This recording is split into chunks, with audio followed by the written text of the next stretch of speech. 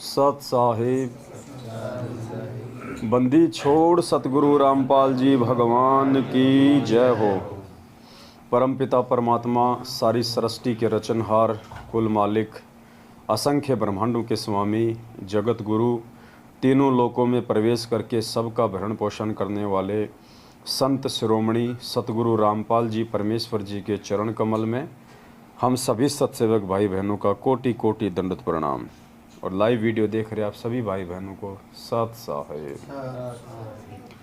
आज एक बार फिर से परमपिता परमेश्वर सतगुरु रामपाल जी भगवान के शुभ आशीर्वाद और सत प्रेरणा से, उनकी मेहर से पूना के महाराष्ट्र में आज दिनांक 23 जुलाई 2022 को सात संगति का ये दूसरा दिन है। एक बार फिर से परमात्मा ने पूना में दया बख्शी है। सभी भाई बहन मिलके परमेश्वर की सात संगति में बैठे हुए हैं, ज्ञान चर्चा के लिए बैठे हुए हैं। विशेष मेहर सतगुरु रामपाल जी भगवान की। पुण्यात्माओं, ये सात संगतियाँ जो परमेश्वर ने हमें दी है, ये हमारे को भक्ति मार्ग पे विश्वासी बनने के लिए दी है, ताकि हम किसी भी ऐरे गहरे व्यक्ति की बातों में आके, किसी भी ऐसे व्यक्ति के बहकावे में आके जो या तो हमारे परमपिता परमेश्वर जी से, उनके इस मार्ग से, या हम भाई बहनों से राग द्वेष ईर्ष्या रखता है, या जो आत्मा जो है काल प्रेरित है।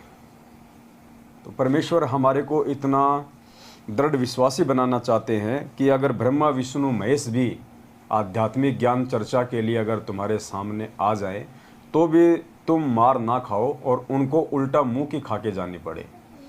इतने विश्वासी परमात्मा हमें इस ज्ञान को लेके जो है बनाना चाहते हैं। अब ये आप और हमारे ऊपर निर्भर करता है कि हम कितना विश्वासी बनना चाहेंगे और कितना नहीं बनना चाहेंगे। भगत समाज के विषय में परमात्मा ने बताया कि भगत समाज शुरू से ही बेचारा भोला होता है और उसके भोलेपन का फ़ायदा हमेशा से उन विद्वान लोगों ने उठाया है जो थोड़े बहुत अक्षर ज्ञान युक्त हुआ करते थे। जैसे पहले के समय में अक्षर ज्ञान हर किसी को नहीं होता था, ना किसी को पढ़ाई लिखाई का अधिकार होता था, एक दो जाति वालों को छोड़ के। तो जो लोग अक्षर ज्ञान युक्त थे उन्होंने सदा नीचे तमगे वाले लोगों का फ़ायदा उठाया, उनका शोषण किया। तो परमेश्वर ने बताया कि पुण्यात्माओं, 4 युगों से तुम लोग केवल शोषण का शिकार होते आए हो। ये चौथा युग मैंने जो तुम्हें दिया है भक्ति के लिए, तुम सबको मैंने अक्षर ज्ञान से युक्त कर दिया है। अब ये जो चौथा युग है, विशेषकर बिचली पीढ़ी का समय, ये परमात्मा ने भक्तों का समय बताया है। इस समय सब लोग परमात्मा को पहचानेंगे, सब लोगों को परमेश्वर की जानकारी होगी, सभी अपना आत्म कल्याण करवाएंगे। अब इस आत्म कल्याण के मार्ग में काल भी कोई कमी, कोई कसर नहीं छोड़ेगा जीव आत्माओं को भ्रमित करने की। और काल की एक दूसरी चाल परमात्मा ने बताई कि काल केवल अपने लोगों के बीच में आके ही हमारे को भ्रमित करने का कुप्रयास करेगा। तो हमने बहुत ही सावधान रहना है। कोई भी व्यक्ति किसी भी प्रकार से यदि हमारे अंदर शंका पैदा करने का प्रयास करे, चाहे वो जगत वाला हो, चाहे रिश्तेदार हो, चाहे हमारे भगत भाई बहन हो। जगत वाले तो केवल देवी देवताओं को लेके ही हमारे को भ्रमित करेंगे कि तूने वो छोड़ दिया, तूने बालाजी पूजना छोड़ दिया, तूने वो देवी देवता छोड़ दिए, तेरे साथ ये हो जाएगा, वो हो जाएगा, तू नास्तिक बन गया, तू मुसलमान बन गया, तूने हिंदू धर्म छोड़ दिया। वो तो इस प्रकार के हमारे को जो है ताने देंगे। और जो हमारे भाई बहन होंगे, हमारे भाई बहनों को लगेगा कि ये हमारे से कुछ ज़्यादा ऊपर बढ़ रहा है, इसका जो वर्चस्व है, इसकी जो जान पहचान है, वो संगत में थोड़ी ज़्यादा ऊंची बढ़ रही है, तो वो हमारी जो है टांग खींचना शुरू करेंगे उल्टी सीधी बातें करके। तो आज मालिक ने सैकड़ों की संख्या में अपने सत्सेवक बच्चों पे, सत्संग तो वैसे हजारों की संख्या में है, लाखों की संख्या में है, लेकिन एक दूसरे भाई बहनों को समझाने की जो दया परमात्मा ने बख्शी है, वो केवल चंद सत्सेवकों के ही ऊपर है। तो जब वो भाई बहन अपनी सेवा समझते हुए अपने अन्य भाई बहनों को समझाने का प्रयास करते हैं, तो जो लोग इस सेवा के काबिल नहीं हैं, जो लोग साथ संगतियों के काबिल नहीं हैं, जो लोग एक दूसरे भाई बहनों को ज्ञान आधार से समझाने के योग्य नहीं हैं, वो फिर क्या करेंगे? राग द्वेष और ईर्ष्या से ग्रस्त होकर टांग खींचना शुरू करेंगे। तो बहुत सारे भगत भाई बहन जब हम साथ संगतियों में बैठते हैं, परमात्मा की चर्चा करते हैं, अच्छी अच्छी बातें करते हैं, गुरुदेव के सत्संगों को आधार बना के, तो वो ये कहते हैं कि वो तुम्हारा गुरु बन गया, वो तुम्हारा गुरु बन गया, वो अपने आप में ज़्यादा विद्वान हो गया, अपने आप में ज़्यादा शाना हो गया, तुम ज़्यादा ज्ञानी हो गए। तो भाई परमात्मा हमारे को विद्वान ही बनाने के लिए आए हैं, हमारे को ज्ञानी ही बनाने के लिए आए हैं, क्योंकि 4 युगों से हम लोग धोखा खाते आ रहे हैं, ज्ञानी ना बन पाने के चलते, विद्वान ना बन पाने के चलते। तो अब की बार हम आप लोगों की इन उल्टी सीधी बातों में नहीं आने वाले हैं। अब की बार तो परमेश्वर ने यदि हमारे को विद्वान बनाने का बीड़ा उठाया है, तो हम भी भाई विद्वान बनने के लिए बिल्कुल तैयार हैं। और अब की बार आप लोगों की छोटी छोटी बातों में, आप लोगों के बहकाव में हम नहीं आने वाले हैं। हमने केवल परमात्मा प्रसन्न करना है, और परमात्मा प्रसन्न होगा भक्ति मार्ग पे ज्ञान को आधार बना के दृढ़ता के साथ में आगे बढ़ने से।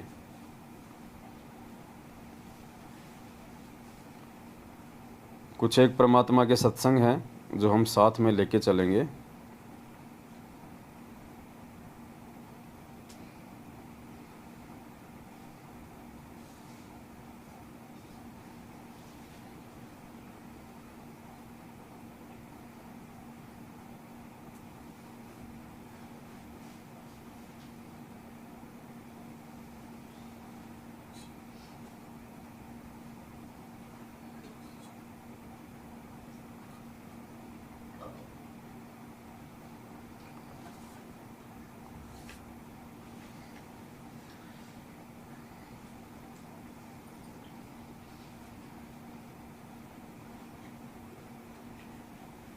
भूल जाता हूँ मैं वीडियो कहाँ रखे हैं, लिख के भूल जाता हूँ किस नाम से सेव कर रखे थे।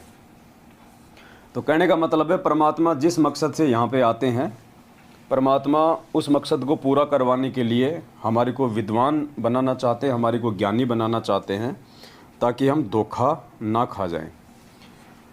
और दूसरी बात, पुण्यात्माओं, परमात्मा ने अपने सत्संगों में कहा है कि जब बेटा युवा हो जाता है, जवान हो जाता है, तो हर बाप की एक ये इच्छा होती है, उसकी एक उम्मीद होती है कि वो बेटा बड़ा होके बाप के काम में उसका सहयोग करे।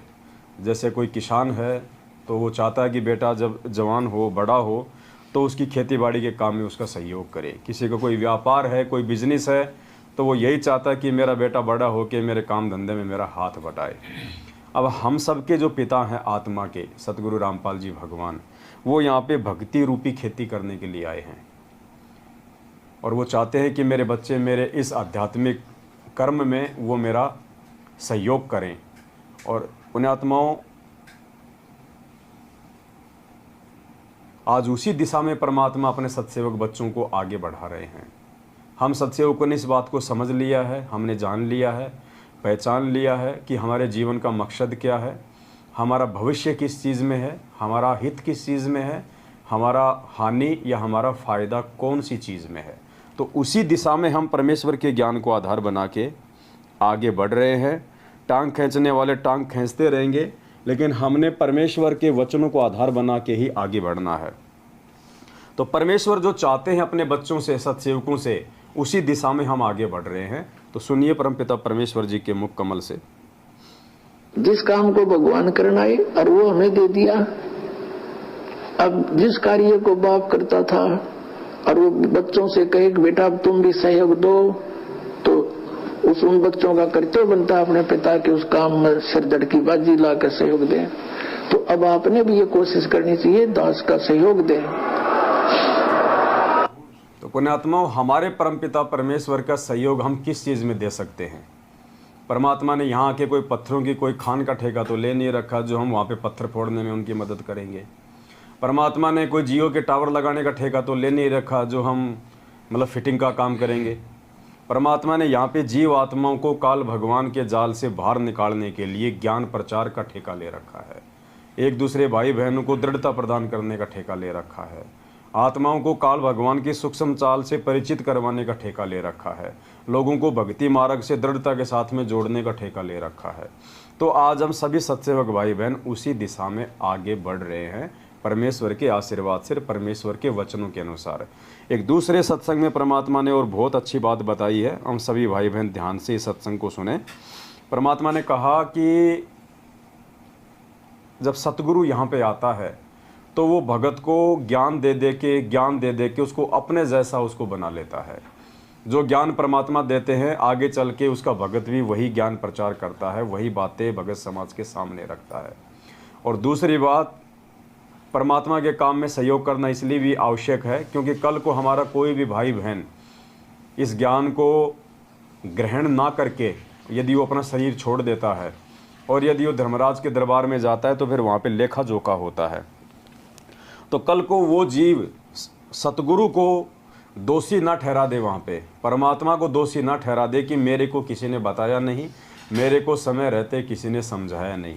तो परमात्मा जब इस पृथ्वी पे आते हैं तो परमेश्वर मानव शरीरधारी किसी भी जीव आत्मा को ऐसा नहीं छोड़ते कि उस तक ये ज्ञान ना पहुँचा हो। यानी धर्मराज के दरबार में जाके कोई भी जीव ये कहने का अधिकारी नहीं होता है कि मेरे को मालूम नहीं था या मेरे को किसी ने बताया नहीं था। तो आज जितने भी सत्सेवक भाई बहन हैं ये इसी प्रयास में निरंतर आगे बढ़ रहे हैं कि कल को सतगुरुदेव जी के आने के बाद या उनके आने से पहले यदि किसी का शरीर छूट गया तो वो कल को ये ना कह दे वहाँ जाके कि मेरे को तो किसी ने सच्चाई बताई नहीं थी कि कौन सही था कौन गलत था, कौन परमात्मा के ज्ञान आधार से चल रहे थे और कौन ज्ञान के विरुद्ध चल रहे थे। तो परमात्मा वहाँ पे दोषी नहीं बनना चाहता है, इसलिए भी परमात्मा ने आप और हमारी सेवा संगत को समझाने की लगा रखी है। सुनिए परमात्मा का सत्संग ध्यान से, और फिर बोलने वाले पुण्यात्मा बोलते रहेंगे, उनका काम है, क्योंकि काल भगवान के जो एजेंट होते हैं उनका एक ही काम होता है कि जो भक्ति करने वाली आत्मा होती है उनके विश्वास को डामाडोल किया जाए, उनके आत्मविश्वास को तोड़ा जाए, उनको कमज़ोर किया जाए। तो हमने उनकी ऐसी बातों में बिल्कुल भी नहीं आना है। परमात्मा ने हमारे लिए क्या आदेश दे रखे हैं, परमात्मा ने हमें क्या आध्यात्मिक मार्ग पे आगे बढ़ने की शिक्षा दे रखी है, हमने केवल उन चीज़ों को ध्यान में रखना है। बाकी तो ये काल भगवान का लोक है, वो हर प्रकार से कोशिश करेगा जीव आत्माओं को मानसिक रूप से कमज़ोर करने की। तो देखिए गुरुजी हमें क्या कह रहे हैं सत्संग में, और उसी दिशा में हम लोग निरंतर आगे बढ़ते जा रहे हैं। न जाने भृंग को ऐसे गुरु कर ले आप समान।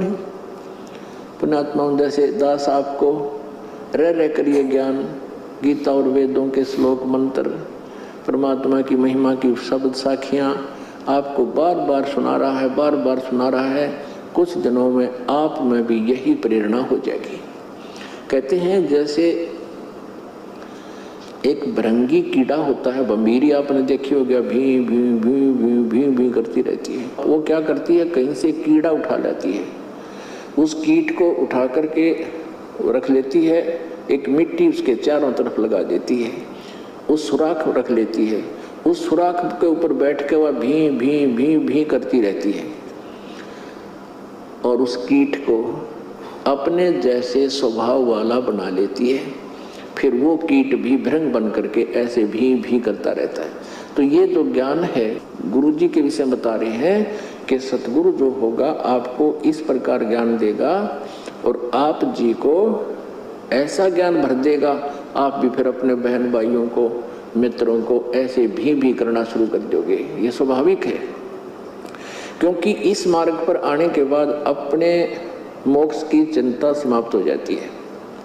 फिर हमें चिंता बनती है कि देख मेरा मित्र है, मेरी सहेली, भाई है, बहन है, कोई रिश्तेदार है, तो वहाँ दौड़ते हैं, वहाँ काल विद्यमान होता है और 100 बार समझाते हैं, पुण्यात्मा मान जाते हैं, जिनके अभी संस्कार कमज़ोर हैं वो आनाकानी करते रहते हैं। तो हमारा कर्तव्य है कि इस संदेश को जन जन तक पहुँचाएं ताकि कल को हम दोषी ना बन जाएं, क्योंकि हमें ज्ञान हो गया। और फिर वो जिनके पास ये संदेश पहुंच रहा है, जैसे दास ने पुस्तक बनाई है, प्रवचन किए हैं, CD बनाई है, और जन जन तक आप जी भी संदेश भेज रहे हो, किसी को बता रहे हो, समझा रहे हो, फिर वो प्राणी नहीं मानता है तो भगवान दोषी नहीं रहा, वो जाएगा यहाँ से मृत्यु के उपरांत इस धर्मराज के दरबार में, न्यायाधीश के पास खड़ा हो। वहां जाकर इसको पता लग जाता है कि मेरे से बहुत भयंकर गलती बन गई, मैंने भक्ति नहीं की और सारा जीवन ये संसारिक क्रियाओं में खो दिया। और वहां वचनबद्ध होकर आया था, भगवान अब के मनुष्य जीवन दे दो, मैं बहुत भक्ति करूंगा, अपने पेट के लिए धंधा भी करूंगा, लेकिन आपको नहीं भूलूंगा। और सबसे पहले वही गलती की, धंधा याद रह गया पर भगवान भूल गया। तो परमात्मा कहते हैं कि यदि हमें जानकारी हो गई है सत्य असत्य की, ज्ञान अज्ञान की, भले और बुरे की, और उसके बाद यदि हम अपने अन्य भाई बहनों को नहीं समझाते हैं तो फिर हम परमात्मा के दोषी हो जाएंगे। तो हमें इस बरवाला कांड का जो षड्यंत्र है इसकी हमें पूरी जानकारी हो गई है, और वर्तमान में परमेश्वर ने जो ज्ञान दिया है 27 वर्षों से, वो भी परमात्मा ने सद्बुद्धि दे के हमें समझा दिया है। इसलिए हमारी जिम्मेदारी बनती है कि हमारे जो अन्य भाई बहन हैं जो अभी इस स्तर पे नहीं पहुँचे हैं और जो काल भगवान के एजेंटों के झांसे में हैं, तो हमारा ये परम कर्तव्य बनता है कि हम उन भाई बहनों तक संदेशा पहुंचाएं ताकि वो अपनी मर्यादाओं को बचाएं, उन काल प्रेरित लोगों का साथ छोड़ें और अपनी भक्ति में आगे बढ़ें, परमात्मा को जो है वो प्रसन्न करें। तो ये हमारी जिम्मेदारी बनती है और इस जिम्मेदारी को ना निभा के हम परमात्मा के दोषी नहीं बनना चाहते हैं। तो ये छोटी छोटी बातें थी जो आम तौर पे भाई बहन नहीं समझ पाते हैं, तो उनका थोड़ा सा भ्रम निवारण करना भी ये ज़रूरी होता है, ताकि हम आपस में बैठ के इस प्रकार से जो परमात्मा की चर्चा कर रहे हैं तो अपने मन में कोई शंका पैदा ना करे कि भाई वो तुम्हारा गुरु बन गया, वो तुम्हारा लीडर है, वो तुम्हारा नेता है। ये कोई राजनीतिक पार्टी नहीं है, ये आध्यात्मिक मार्ग है परमात्मा का। और परमात्मा कहते हैं कि गुरु से ज्ञान होने के बाद में, और ये ज्ञान भी ऐसा ज्ञान है जो पूरी दुनिया में नहीं है, आज से पहले ना ये ज्ञान किसी ने दिया ना कोई जानता था। परमात्मा ने आके ये ज्ञान दिया है आज 8 सितंबर 1951 को धरती पे प्रकट होके। तो ये ज्ञान पुण्यात्मा या तो वो परमात्मा जानता है या परमात्मा से इस ज्ञान को जो प्राप्त उसके बच्चे हैं वो जान सकते हैं, वो बता सकते हैं। तो आज हमारे पूज्य गुरुदेव जी हिसार जेल में बैठे हुए हैं, उनकी गैर हाजिरी में उनके बच्चों को जो काल भगवान के जाल में फंसाया जा रहा है, उनकी मर्यादा तोड़वा के काल भगवान के बाड़े में भेजा जा रहा है। तो फिर ये हम जैसे भाई बहनों के सत्सेवकों की ये जिम्मेदारी बन जाती है कि हम अपने भाई बहनों को हर संभव कोशिश करके उन तक हम ये ज्ञान पहुंचाएं, जानकारियां पहुंचाएं, ताकि वो उधर से निकलें, साथ संगति से जुड़ें, इस सत्य के मार्ग से वो जुड़े। तो ये मन में छोटी छोटी जो खरपतवार है, काल भगवान बीच बीच में कुछ काल प्रेरित लोगों के अंदर प्रेरणा करके संगत में पैदा करवाता रहता है, तो हम उनकी बातों में ना आए, हम उनके झांसे में ना आए, और हम विश्वास और दृढ़ता के साथ में कि परमात्मा ने हमारे कोई अनमोल सेवा बख्शी है, और ये सेवा जो आज हम सत्सेवा कर रहे हैं ये युगों युगों बाद परमात्मा अपनी किसी आत्मा की झोली में डालता है। हर किसी के बस की बात नहीं है सतगुरु रामपाल जी भगवान के मार्ग में, उनके मिशन में उनका सहयोग देना। ये केवल कुछ बिरले आत्मा होती हैं जिन पे परमात्मा ये रजा बख्शता है, क्योंकि हर व्यक्ति हर भगत इन सेवाओं के काबिल नहीं होता। परमात्मा कहते हैं गुरुपद सेव बिरला कोई, जहाँ पर कृपा साहिब की होई। तो गुरु जी की जो पद्धति है, गुरु जी का जो मार्ग है, जो मिशन है, उसको कोई बिरला भगत ही जान सकता है, पहचान सकता है। तो पुण्यात्माओं, उन बिरले भक्तों की सूची में हम सत्सेवकों को परमात्मा ने लाके खड़ा किया है। तो हमने इन छोटी छोटी बातों पे ध्यान नहीं देना है, हमने अपने मिशन को नहीं भूलना है, हमने निरंतर आगे बढ़ना है। और वैसे भी जिस आदमी को पहाड़ पे चढ़ना होता है वो फिर चूहे और बिच्छुओं के काटने की टेंशन नहीं करता है। चूहे और बिच्छू तो आएंगे उसके मार्ग में उसको रोकने के लिए, लेकिन वो चूहे और बिच्छुओं की चिंता नहीं करता है।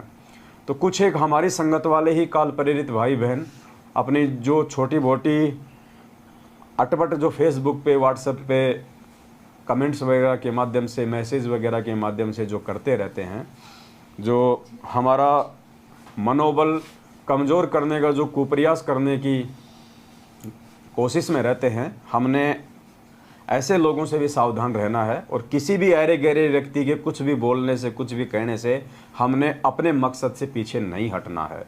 सब परमात्मा हमारे साथ में है, परमात्मा की दया से ही ये साथ संगतियाँ हो रही है। परमात्मा की रज़ा से ही हम इतनी दूर दूर से आते हैं और परमात्मा की विशेष मेहर से हम उनके द्वारा दिए गए ज्ञान के ऊपर विवेचन करते हैं, विचार विमर्श करते हैं। अन्यथा पुण्यात्मा, ये जीव के बस की बात नहीं है कि परमेश्वर के द्वारा दिए गए ज्ञान पे भी वो चर्चा कर सके, क्योंकि ये चर्चा करने के लिए भी बहुत कुछ चीज़ों की आवश्यकता होती है। अगर आपके मुख से कोई भी बात इधर उधर की निकल गई और वो चीज़ रिकॉर्ड हो जाती है और आपके द्वारा यदि कोई उल्टा विचार दे दिया गया, ज्ञान विरुद्ध विचार दे दिया गया और उस विचार को यदि किसी आत्मा ने भोलेपन में फॉलो कर लिया, तो आप कितने बड़े जो है आप दोषी हो जाओगे परमात्मा के। तो यहाँ पे एक एक शब्द सदगुरु रामपाल जी भगवान की इच्छा से और उनकी मेहर से निकलता है, वरना मुझ पवन दास की इस 2 कौड़ी के जीव की कोई औकात नहीं है कि मैं परमात्मा के द्वारा बताए गए ज्ञान के ऊपर भी कोई डिस्कस करके आप लोगों को बता सकूं, समझा सकूं। ये गुरुदेव की मेहर है जो दास भाई बहनों के बीच में बैठ के ये ज्ञान चर्चा कर रहा है। अन्यथा इस ज्ञान के ऊपर चर्चा तो ब्रह्मा विष्णु महेश काल और दुर्गा भी नहीं कर सकते, इतना ज्ञान देने के बाद भी। जबकि यहाँ तो परमेश्वर के सत्संगों का निष्कर्ष निकाला जा रहा है।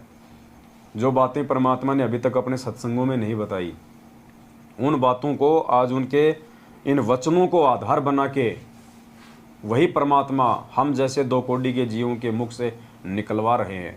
तो ये परमेश्वर की विशेष मेहर है और इस मेहर के काबिल कोई विशेष आत्मा ही होती है। ऐरी गैरी आत्मा साथ संगतियों में नहीं आ सकती, नहीं जुड़ सकती। और यदि ऐरा गहरा व्यक्ति कोई अपने आप में शाना बन के साथ संगति में आ भी गया, जुड़ भी गया, तो पुण्यात्मा ज़्यादा दिन वो नहीं टिक पाएगा, क्योंकि सूअर की आदत होती है जब तक उसको गंद खाने को ना मिले वो नहीं टिक पाएगा। आप सूअर को 5 स्टार होटल में बैठा दोगे, सामने लड्डू जलेबी रसगुल्ले रख दो, उसको रास नहीं आएगी, वो चीज़ बिल्कुल रास नहीं आएगी। वो दौड़ेगा इधर उधर, कहीं कोई कचरा कहीं कोई विष्टा पड़ा होगा वहीं जाके मुंह मारेगा। तो यदि भूला भटका कोई अगर आ भी गया यहाँ पे जो साथ संगतियों के लिए अधिकारी नहीं है, तो उसको सत्सेवक समझने की गलती ना करें। वो 2 दिन 4 दिन, महीना 2 महीना, साल 1.5 साल में वापस भाग जाएगा, क्योंकि ये बगुले की खुराक नहीं है। साथ संगति हंसों की खुराक है। यहाँ पे मोती बरसते हैं, यहाँ पे मेंढक और घोंगे नहीं मारे जाते, बगुलों की खुराक नहीं है यहाँ पे। तो कहने का मतलब है हम भाई बहन बहुत ज़्यादा सावधान होके, क्योंकि जो जो समय आगे बढ़ेगा काल भगवान अपना चक्कर उतना ही तेज करेगा आत्माओं का मनोबल तोड़ने के लिए। तो हम भाई बहनों ने बहुत ही सोच समझ के एक एक कदम भक्ति मार्ग पे सोच विचार के रखना है। और परमात्मा जिस प्रकार से हमारे को एक भगत बनाना चाहते हैं पुण्यात्मा, हमने खुद भगत बनने की प्रक्रिया में आगे बढ़ना पड़ेगा।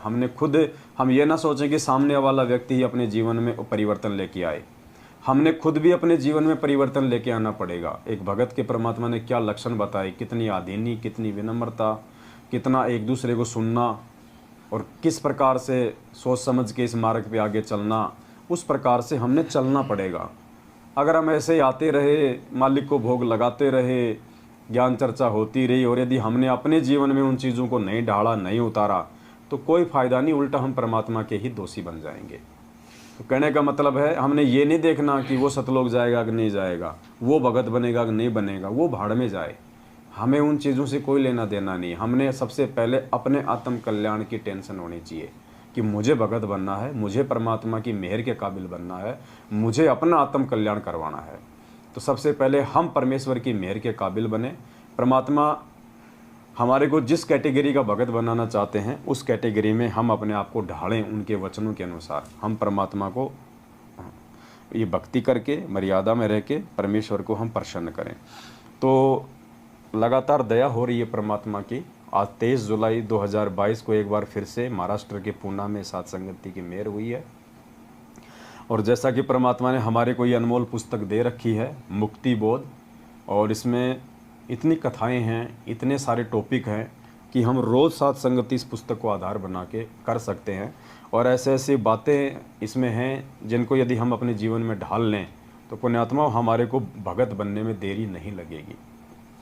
तो परमात्मा की दया है, आज हम इस पवित्र पुस्तक मुक्ति बोध से पेज नंबर 77 लेते हैं और इसमें एक कथा है सुदामा जी की कथा। सुदामा जी की आज इस कथा को हम लेके चलेंगे और हम परमपिता परमेश्वर से सद्बुद्धि की भीख मांगते हैं कि हे परमपिता परमात्मा, आपने इस कथा के अंदर जो सार, जो रहस्य छुपा रखा है, और इस कथा के माध्यम से आप अपने बच्चों को जो समझाना चाहते हैं, हमारे लिए जो चीज़ इसमें उपयोगी है, परमेश्वर आप हमें उस चीज़ को समझने की दया बख्शें, मेहर बख्शें, और परमात्मा उन क्रियाओं को हम अपने जीवन में लागू कर सकें, इतनी हमारे को हिम्मत भी दें।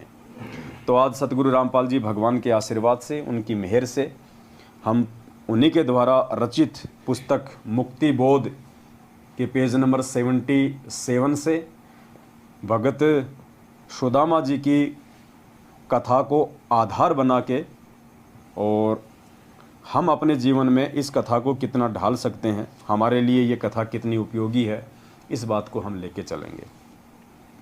तो देखिए पुण्यात्माओं, ये जो कथा है, इस कथा में परमात्मा ने भगत और भगवान के बीच में जो मर्यादा होती है, जो रिश्ते होते हैं, जो प्यार और प्रेम होता है, वो परमात्मा ने समझाने का पूरा प्रयास किया है।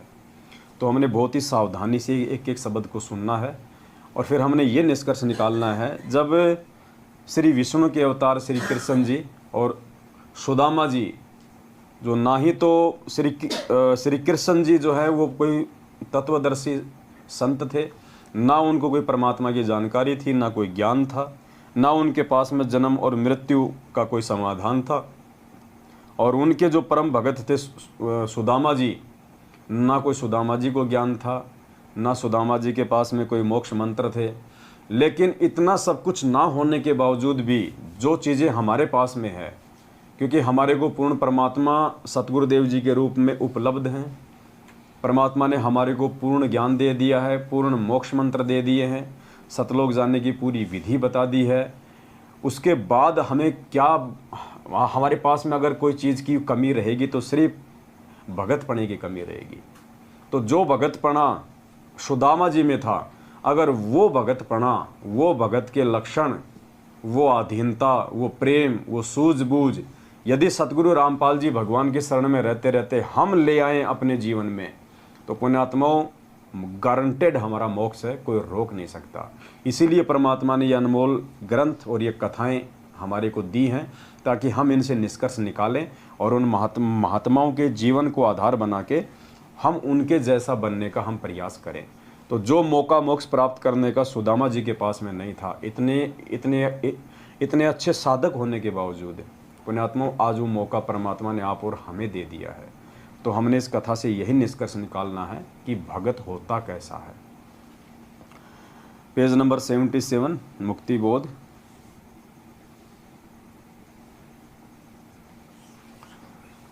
श्री कृष्ण जी तथा ब्राह्मण सुदामा जी सहपाठी क्लास फेलो थे।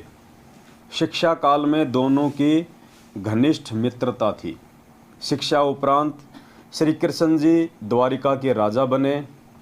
सुदामा जी अपना पारंपरिक कार्य कर्मकांड करके यजमानी करने लगे।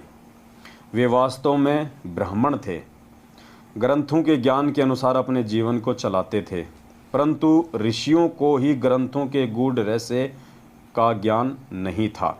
इस कारण से साधना, शास्त्र विधि त्याग कर मनमाना आचरण जो गुरुजनों ने बताया हुआ था वही किया करते थे, जिससे वर्तमान में कोई लाभ नहीं हो रहा था। यानी सुदामा जी को परमात्मा ने बताया कि बहुत अच्छी आत्मा थी, शास्त्रों के अनुसार वो भक्ति भी किया करता था, जैसा उसके गुरुजी ने शास्त्रों को समझा और उनको बताया, सारे नियम भी निभाता था, भगत वाले लक्षण भी थे। लेकिन वो जो साधना थी, क्योंकि वो नकली गुरु थे, उनको वास्तविक साधना का मालूम ही नहीं था, इसलिए उन्होंने सुदामा जी को जो साधना बताई, सुदामा जी ने अपने गुरुजनों के द्वारा बताई गई साधना को उत्तम साधना मान के जो भाई उसने उसको फॉलो भी किया, उसके बावजूद भी उनको कोई लाभ नहीं हुआ, क्योंकि वो मनमाना आचरण था, वो शास्त्र विधि अनुसार साधना नहीं थी, वो गीता जी के अध्याय नंबर 16 श्लोक नंबर 23 के अनुसार मनमाना आचरण था, जिससे कोई लाभ उनको नहीं होना था। इस कारण से साधना, शास्त्र विधि त्याग कर मनमाना आचरण जो गुरुजनों ने बताया हुआ था वही करते थे, जिससे वर्तमान में कोई लाभ नहीं हो रहा था। श्री सुदामा जी किसी यजमान को भ्रमित करके रुपये या अन्य पदार्थ नहीं लेते थे। पुण्यात्माओं, उस समय की बात है, ये 5,500 साल पहले की बात। सुदामा जी को ज्ञान भी था, पंडित भी थे, लेकिन फिर भी वो अपने किसी भी यजमान को उल्टी सीधी बातें बता के या उल्टे सीधे कर्मकांड करवा के लोगों को भ्रमित करके अपना पेट पालन नहीं करते थे। और आज देखिए, इस परमेश्वर की शरण में आने के बाद हमारे जो बड़े भाई हैं सतलोक आश्रम मैनेजमेंट हरियाणा वाले, उनको अच्छे और बुरे कर्मों का ज्ञान होने के बावजूद भी, शास्त्र विधि अनुसार भक्ति मिलने के बाद भी, कौन से कर्म करने से भक्ति बनेगी, कौन से कुकर्म करने से हमारा जीवन बर्बाद होगा, इतना सब कुछ पता होने के बाद भी, गुरुदेव के द्वारा इतना ज्ञान दिए जाने के बाद भी, आज वे लोग गुरुजी की पीठ पीछे उन्हीं के आदेशों की आड़ में ये लोग पाठ प्रकाश करने के अधिकारी नहीं हैं। पाठ प्रकाश के विषय में परमात्मा ने एक सत्संग में बताया कि ये गरीबदास जी महाराज जी के जो वाणियाँ हैं ना, इनको पढ़ने वाला भी उतना ही महापुरुष चाहिए। इन वाणियों को पढ़ने वाला भी उतना ही महापुरुष चाहिए, वरना उसके बिना ये वाणियाँ काम नहीं करेंगी। लेकिन आज उसी परमात्मा की आड़ में और गरीबदास जी महाराज जी की वाणियों का पाठ कर करके और किस प्रकार से भगत समाज को भ्रमित किया जा रहा है चंद पैसों के लिए। जो पाठ सतलोक आश्रम बरवाला में गुरुजी के रहते सहते मात्र 7,000 रुपये का था, आज वो पाठ इन्होंने 21,000 रुपये 15,000 रुपये का कर दिया। बताइए, 7,000 रुपये का पाठ इन्होंने 15,000 का कर दिया, जबकि घी का भी वही रेट है, मिश्री का भी वही रेट है, खोपरे का भी वही रेट है। उसके बावजूद भी इन्होंने 2 गुना ज़्यादा पाठ प्रकाश का रेट कर दिया। इतना तो भारत सरकार डीजल पेट्रोल भी नहीं बढ़ाती जितना इन्होंने पाठ प्रकाश की राशि बढ़ाई है। पुण्यात्माओं, ये धंधा, परमात्मा कहते हैं फूटी ज्ञान विवेक की, अंधा है जगदीश, चंपाकली को 500 और मनी राम को 30। इन्होंने अपने धार्मिक धंधे के लिए ये भी नहीं देखा कि हम क्या कर रहे हैं और आगे चल के हमारे द्वारा किए गए इन कर्मों का क्या परिणाम निकलेगा। जो ज्योति हवन सतलोक आश्रम बरवाड़ा में 500 रुपये का होता था, वो ज्योति हवन आज इन्होंने 2100 रुपये का कर दिया। पुण्यात्माओं, टोटली परमात्मा के विधान के विपरीत, और ना ये ज्योति हवन करने के अधिकारी हैं, ना ये पाठ प्रकाश करने के अधिकारी हैं। परमात्मा जी क्या कह रहे हैं अपने सत्संग में, ध्यान से सुनिएगा। गरीबदास जी की वाणी, और गरीबदास जी की वाणी अब दास पढ़ा रहा है, क्योंकि इसको पढ़ने वाला भी उतना ही पवित्र चाहिए जितना महापुरुष हो परमात्मा ने जिनको ज्ञान दिया था। तो जो इस दास के मुख से जो सुनोगे उसका असर न्यारा होगा, और इन्हीं सत्संग में कोई और करेगा भगत तो उससे लाभ नहीं होगा वो, क्योंकि अधिकारी के बिना यह काम करे को नहीं। और तो गरीबदास जी की महाराज जी की वाणियों का जो पाठ है, जब तक उसको कोई अधिकारी नहीं करेगा तब तक वो भगत समाज के ऊपर असर करेगी नहीं, उस पाठ प्रकाश का लाभ उन भक्तों को मिलेगा ही नहीं। अब परमात्मा ये नहीं करेगी गरीबदास जी की कोई भी वाणी है और उसको कोई भी पढ़ेगा तो लाभ नहीं होगा, नहीं। ऐसे तो हम जो नित्य नियम करते हैं, असुर निकंदन रमैणी करते हैं, संध्या आरती करते हैं, उनमें 70% वाणियाँ गरीबदास जी महाराज जी की हैं, जो परमात्मा ने हमारे को रोज करने का आदेश दिया हुआ है। तो परमेश्वर इस प्रकार से वाणियों को पढ़ने के लिए यहाँ पे नहीं बोल रहे, यहाँ पे परमात्मा बात कर रहे हैं पाठ प्रकाश की, पाठ प्रकाश की बात कर रहे हैं यहाँ पे, जो 3 दिन का होता है, जो इन फर्जी आश्रमों में दिल्ली, मुंडका, भिवानी, रोहतक, इंदौर, जहाँ भी इन्होंने फर्जी आश्रम खोल रखे हैं, मनमुखी रूप से ये लोग जो पाठ प्रकाश करते हैं 15-15 हज़ार रुपये लेके। इन वाणियों के विषय में परमात्मा कहते हैं कि इन वाणियों को बोलने वाला, ये पाठ प्रकाश करने वाला भी उस गरीबदास जी महाराज जी के जितना ही पाक और पवित्र महापुरुष चाहिए। तो बताइए, क्या ये लोग अधिकारी हैं ये पाठ प्रकाश करने का?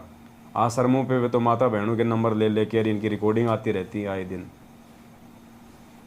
इनके आश्रमों में जाओ आप, भिवानी आश्रम में, वहाँ पे जो महेंद्र है, महेंद्र भगोड़ा, गुरुजी का छोटा भाई, उसने अपने समधी को, अपने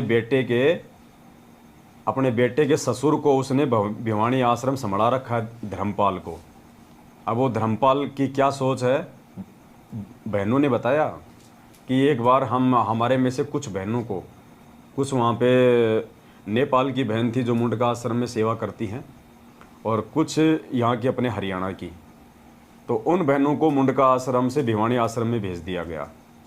और वहाँ जाने के बाद में वो धर्मपाल क्या बोलता है, क्योंकि वहाँ पे तो सब काल प्रेरित है, तो 2-4 वहाँ पे ऐसे ही वो लड़के रहते हैं, तो उन लड़कों को कहा कि भाई इनमें से छांट लो, तुम्हारे को जो भी अच्छी लगे, सेटिंग मैं करवा दूंगा। वो बहनें बता रही हैं आज हमारे को फ़ोन पे, रिकॉर्डिंग है दास के पास में, लेकिन बहन ने हमारे को मना किया कि भगत जी अभी रिकॉर्डिंग कहीं डालनी नहीं है। अब बताओ पुण्यात्माओं, ये लोग जब आश्रमों के संचालकों का ये हाल है, उनकी ऐसी घटिया सोच है, तो बताओ उन आश्रमों में जब गरीबदास जी महाराज जी की वाणियों का पाठ किया जाएगा तो भगत समाज को क्या लाभ मिलेगा। और पाठ करवाते करवाते भी भक्तों की दुर्गति हो रही है, अकाल मौतें हो रही हैं। बताइए परमात्मा कहाँ है भाई, कहाँ असर हो रहा है इन वाणियों का, इस पाठ प्रकाश का। ये राजनीति करने वाले लोग पाठ प्रकाश करेंगे तो ये पाठ प्रकाश लाभ देगा। ये राजस्थान के गैंगस्टर आनंदपाल सिंह जैसों की सीबीआई जांच का समर्थन करने वाले, उनको पात्रों को भक्तों के दान का 5-5 लाख रुपया चंदे के रूप में देने वाले गरीबदास जी महाराज जी की वाणियों का पाठ करेंगे, वो पाठ प्रकाश आपको लाभ देगा।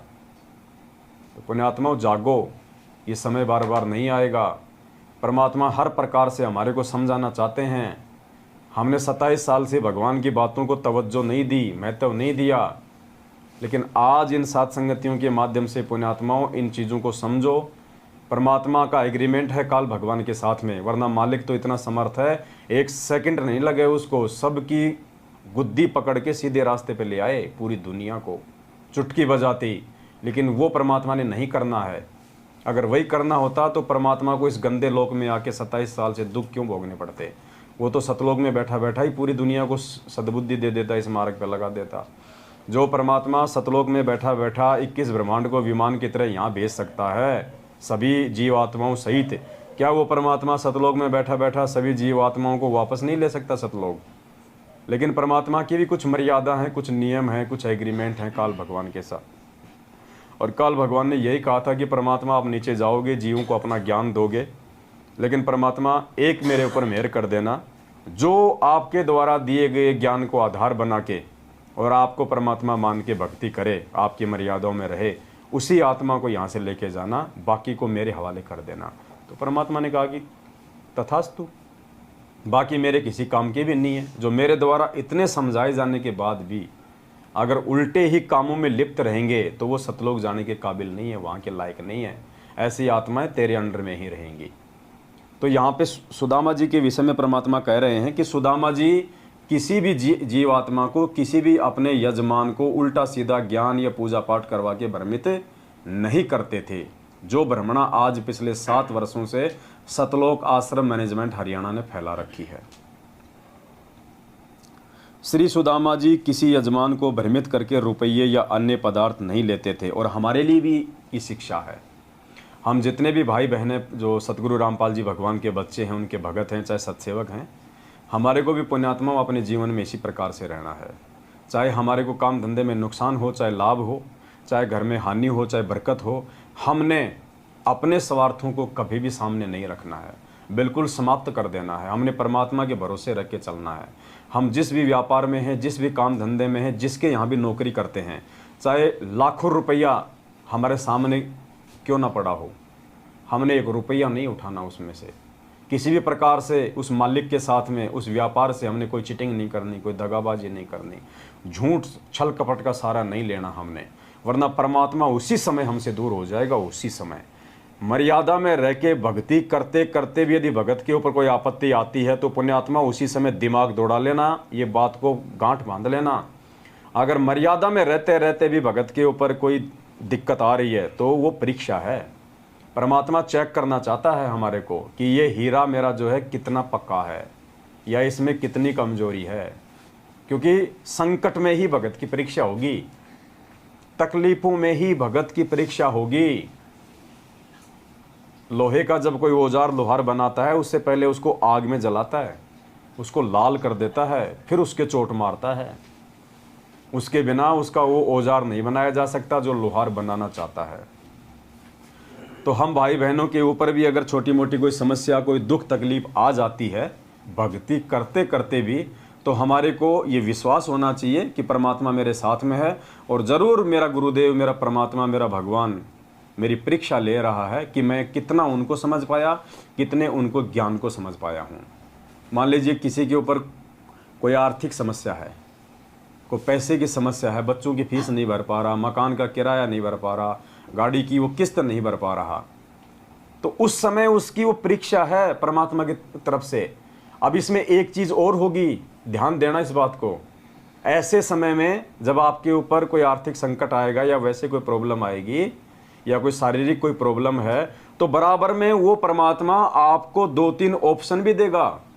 अगर आपके ऊपर आर्थिक समस्या आ रही है तो किसी ऐसे व्यक्ति के द्वारा आपको ये प्रलोभन दिलवाया जाएगा कि यार वो शराब की गाड़ी है, बस कुछ नहीं, रात को वहाँ से वहाँ उसको ठिकाने लगानी है, 3,000 रुपये एक रात में। अच्छा, हाँ, अरे कुछ नहीं यार, वो छोटा सा काम है, बस वो शराब की पेटी वहाँ से वहाँ करनी है, बस 24 घंटे कमाएगा उतना तो 1 घंटे में मिल जाता है वहाँ। तो परमात्मा हमारे को बराबर में ऑप्शन भी देगा। एक तरफ वही परमात्मा हमारे को वो संकट दे के चोट मार रहा है, दूसरी तरफ वही परमात्मा हमारी और परीक्षा लेने के लिए ऐसे ऑप्शन भी रख देगा कि देखता हूँ मेरा भगत मेरे ज्ञान को साइड में रख के और इन छोटी मोटी तकलीफ़ों से दुखी होके ये काल भगवान वाला रास्ता अपनाता है, या मेरे ऊपर दृढ़ विश्वास करके मेरे ही रास्ते पे मेरे ऊपर विश्वास करके टिका रहता है। और जो टिका रहेगा उसकी तो परमात्मा बाद में कुछ दिनों बाद में उसकी बल्ले बल्ले कर देगा। और जो उस परमात्मा के मार्ग को त्याग के, उस परमात्मा की मर्यादाओं को तोड़ के अपने गुरुदेव के ऊपर अविश्वास प्रकट करके यदि वो घटिया और ओछे हथकंडों को अपना लेता है, तो पुण्यात्मा हो सकता है कुछ दिन तक उसका काम अच्छा चले, उसके घर में अनाप शनाप माया भी आ जाए, पैसा भी आ जाए, लेकिन आगे चल के उसकी जो दुर्गति होगी वो देखने लायक होगी।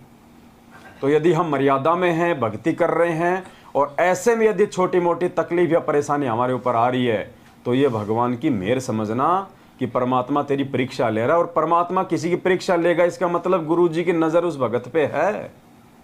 तो ये भी समझना कि वो असंख्य ब्रह्मांडों का मालिक और मुझ 2 कौड़ी के जीव पे अपनी नज़र बनाए हुए है, और भगवान जिस पे अपनी नज़र बना दे फिर वो कौन क्या बिगाड़ लेगा उसको। यहाँ तो सिर्फ थोड़े से विश्वास की ज़रूरत है, फिर थोड़े से धैर्य की ज़रूरत है। शील, संतोष, विवेक, दया, अक्षमा, ये 5 गुण परमात्मा 16 श्रृंगार से पहले परमात्मा ये 5 गुण हमारे को देगा, और ये 5 गुण परमात्मा देगा तो फिर उनकी परीक्षा भी लेगा।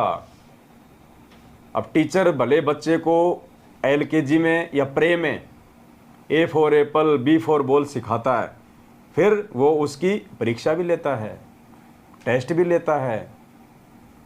A लिख देगा, फिर A फॉर आगे छोड़ देगा डॉट डॉट डॉट, देखिए बच्चा क्या लिखेगा, A फॉर एप्पल लिखता है या फिर A फॉर बफेलो लिखता है, तो वो परीक्षा भी लेगा फिर साथ साथ में उस बच्चे की। तो इसी प्रकार ये परमात्मा हमारा टीचर है आध्यात्मिक, और परमात्मा जिस हमें जैसे जैसे ज्ञान देते जाएंगे वैसे वैसे परमात्मा हमारे अंदर मजबूती पैदा करने के लिए हमारी परीक्षा भी लेते जाएंगे कि इनमें थोड़े बहुत वो गुण विकसित हुए हैं या नहीं हुए हैं। तो पुण्यात्माओं, ऐसे समय में हमने बहुत ही सावधान रहना है, और गुरुदेव के ज्ञान को आधार बना के गुरुदेव पे विश्वास करके हमने उन परिस्थितियों का सामना करना है। हमने झुकना नहीं है, टूटना नहीं है उन परिस्थितियों से। यदि टूट जाएंगे सदा सदा के लिए, फिर हम परमात्मा के मिशन से बाहर हो जाएंगे। तो सुदामा जी की कथा से आज हमारे को ये भी सीखने को मिलेगा कि भगवान का दोस्त होने के बावजूद, 3 लोक के भगवान त्रिलोकीनाथ विष्णु अवतार श्री कृष्ण जी का सहपाठी, उनका क्लास फेलो होने के बावजूद, और अपनी उम्र का 60% हिस्सा उन्होंने दारिद्रता में गुजार दिया, लेकिन कभी अपने भगवान से डिमांड नहीं करी। उन्होंने 1 रुपए की भी डिमांड नहीं करी, किसी भी सुख और लाभ की डिमांड नहीं करी, जबकि उसकी पत्नी उसको रोज कहा करती थी कि जाता क्यों नहीं, तेरा तो दोस्त है, तेरा तो दोस्त है, क्या तेरे को देगा नहीं, द्वारिका का राजा है। लेकिन पुण्यात्माओं, वो पंडित था, वो भगत था, और हम क्या कर रहे हैं आज? जुखाम हो जाए तो भी गुरुजी से प्रार्थना, भैंस दूध ना दे तो भी गुरुजी से प्रार्थना। हमारे को शर्म आ जानी चाहिए सुदामा जी की ये कथा सुनने के बाद में, और विचार करना पड़ेगा लास्ट में इस कथा के कि हम कहाँ खड़े हैं। हम भगत की श्रेणी में हैं या आम व्यक्ति की भी श्रेणी में हैं या नहीं है। ऐसे परमात्मा नहीं मिलेगा, ऐसे भगवान नहीं मिलेगा, ऐसे सतलोक नहीं मिलेगा। श्री सुदामा जी किसी यजमान को भ्रमित करके रुपये या अन्य पदार्थ नहीं लेते थे। केवल अपना व परिवार का भोजन तथा कपड़े यदि आवश्यकता हुई तो ही लेते थे। कुछ दिन कोई क्रियाक्रम करवाने वाला नहीं आया, भोजन की समस्या पूरे परिवार को हो गई। सुदामा देखो, यहाँ से सुदामा जी की परीक्षा हो गई शुरू। सुदामा जी अपनी आवश्यकता के अनुसार ही उनसे रोटी और कपड़ा वगैरह मांगा करते थे, और वो भी केवल उसी से जिसकी वो यजमानी किया करते थे, जिसके घर पे वो पूजा पाठ किया करते थे। एक समय सुदामा जी के जीवन में ऐसा आया कि कोई भी पूजा पाठ करवाने वाला नहीं आया। अब सुदामा जी के परिवार पे आर्थिक संकट आ गया, रोजी रोटी की समस्या आ गई। आप सुदामा जी को देख के ना चलें, वरना हम इस कथा को ज़िंदगी में नहीं समझ पाएंगे। वो सुदामा, हम सभी भाई बहन अपने को समझें कि परमात्मा यहाँ पे सुदामा की जगह हमें रख रहे हैं। मैं पवनदास अपने आप को समझूं, सुदामा आप अपने आप को समझिए, तब ये कथा समझ में आएगी हमारे, कि भक्ति के बाद में भगत पे वो दुख आएंगे, जानबूझ के देगा परमात्मा अपने भगत की एग्जाम के लिए। कुछ दिन कोई क्रियाक्रम करवाने वाला नहीं आया, भोजन की समस्या पूरे परिवार को हो गई। सुदामा जी की पत्नी ने कहा कि आपके 4 पुत्र छोटे छोटे हैं, भूख से बेहाल हैं। आप कहते हो कि द्वारिकाधीश श्री कृष्ण मेरे मित्र हैं, वे द्वारिका के राजा हैं, आप कुछ धन मांग लाओ। वे आपको मना नहीं करेंगे, क्योंकि आप कहते हो कि शिक्षा काल में वे आपके परम मित्र थे। वे आपके साथ घर आते थे और इकट्ठा खाना खाते थे। सुदामा जी ने कहा कि ब्राह्मण मांगता नहीं। पुण्यात्मा, भगवान से भी सुदामा जी ने भगवान से भी कुछ नहीं मांगा। उसकी पत्नी के बोलने के बाद भी, और सुदामा को भी इस बात का पूरा विश्वास था कि अगर मैं श्री कृष्ण जी से कुछ मांगूंगा तो मुझे मना नहीं करेगा। उसके बाद भी उन्होंने कभी अपने मित्र से, अपने भगवान से किसी भी प्रकार की कोई डिमांड। और गुरुजी क्या कहते हैं बार बार अपने सत्संगों में, और हम क्या रोज संध्या आरती करते हैं कि हम क्या बोलते हैं, अंतर्यामी एक तुम आत्म के आधार, और जो तुम छोड़ो हाथ तो मोह कौन उतारे। हम अंतर्यामी भी कहते हैं गुरुजी को। अब अंतर्यामी है और मानते हैं यदि हम हृदय से, तो क्या अंतर्यामी को पता नहीं कि मेरा बच्चा किस समस्या से जूझ रहा है, मेरे बच्चे पे क्या संकट आने वाला है, कब उसको किस चीज़ की ज़रूरत पड़ेगी? क्या अंतर्यामी को पता नहीं? क्या दुनिया का कोई भी बाप अपने बच्चे को अभाव में, तकलीफ़ों में देख सकता है? क्या आप मान लीजिए आप कोई धनी पिता है और आपके बच्चे ने यदि कोई साइकिल की डिमांड कर दी अपने पड़ोस के बच्चे को देख के, तो क्या आप उसको साइकिल नहीं लाके दोगे? लाके दोगे आप। जहाँ तक आपकी हैसियत है, आप सक्षम हैं। कोई भी बाप अपने बच्चे को दुखी नहीं देख सकता। अब ये तो दुनिया का सबसे धनी बाप है, ये तो समर्थ परमात्मा है, जिसने 21 ब्रह्मांड के स्वामी ज्योति निरंजन को भीख में 21 ब्रह्मांड दे रखे हैं। ये हमें क्या नहीं दे सकता? क्या इस अंतर्यामी को मालूम नहीं है? सब पता है। अपने प्रत्येक शिष्य और शिष्या के जीवन का इनको भली भांति पता है।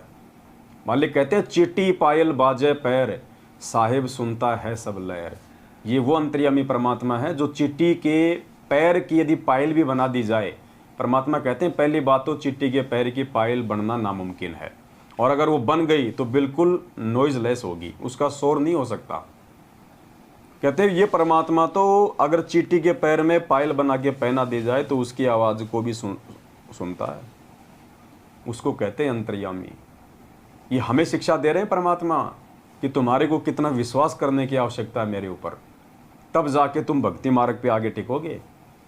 वरना कल को शरीर तुम यहीं मांगते रहोगे मेरे से मिनट मिनट में, छोटी सी समस्या आई नहीं, हे गुरुजी ये क्या हो गया, ये परमात्मा मैंने तो ज्योति भी करा दी, मैंने तो पाठ भी करवा दिया, मैं तो तारीखों पे भी जा रहा हूँ, मैंने तो 4 बार नाम भी शुद्ध करवा लिया, फिर भी मेरे साथ ऐसा क्यों हो रहा है? हमने कोई खरीद रखा क्या भगवान को? नाम लिया था जब हमने एग्रीमेंट किया था कि गुरुजी मेरे तो पैर में कांटा भी नहीं लगना चाहिए, एग्रीमेंट किया था क्या? ये हमारी कमजोरियां हैं। वास्तव में अंतर्यामी से मांगा नहीं जाता। एक पंजाबी भाई ने कोई भजन बना रखा था जिसमें उसने कहा था कि सब किछ जानदा किस आगे कीजे अरदास। सब किछ जानदा, वो परमात्मा सब कुछ जानता है, तुम किसके आगे अरदास कर रहे हो। और अंतर्यामी के आगे अरदास करने का या अंतर्यामी से प्रार्थना लगाने का मतलब है हम अपने भगवान की बेइज्जती कर रहे हैं, हम अपने गुरु की बेइज्जती कर रहे हैं।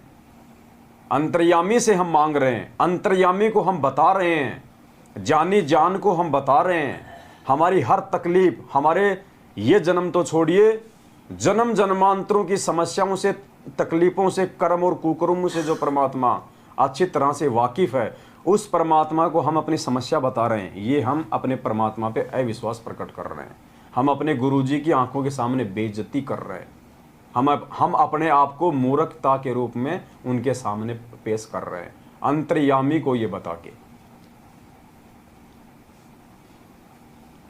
प्रधानमंत्री को कोई आदमी कहे कि प्रधानमंत्री के क्या क्या लक्षण होते हैं, क्या क्या उसके कार्य होते हैं, क्या क्या उसके अधिकार होते हैं, तो वो प्रश्न होगा कि आपसे कि मुझे शिक्षा दे रहा है भिखारी होके कि प्रधानमंत्री को क्या करना चाहिए, क्या नहीं करना चाहिए। वे आपके साथ घर आते थे और इकट्ठा खाना खाते थे। सुदामा जी ने कहा कि ब्राह्मण मांगता नहीं, अपने कार्य कर्म कांड करके दक्षिणा ले सकता है। क्या कहा सुदामा जी ने कि ब्राह्मण का धर्म मांगना नहीं होता।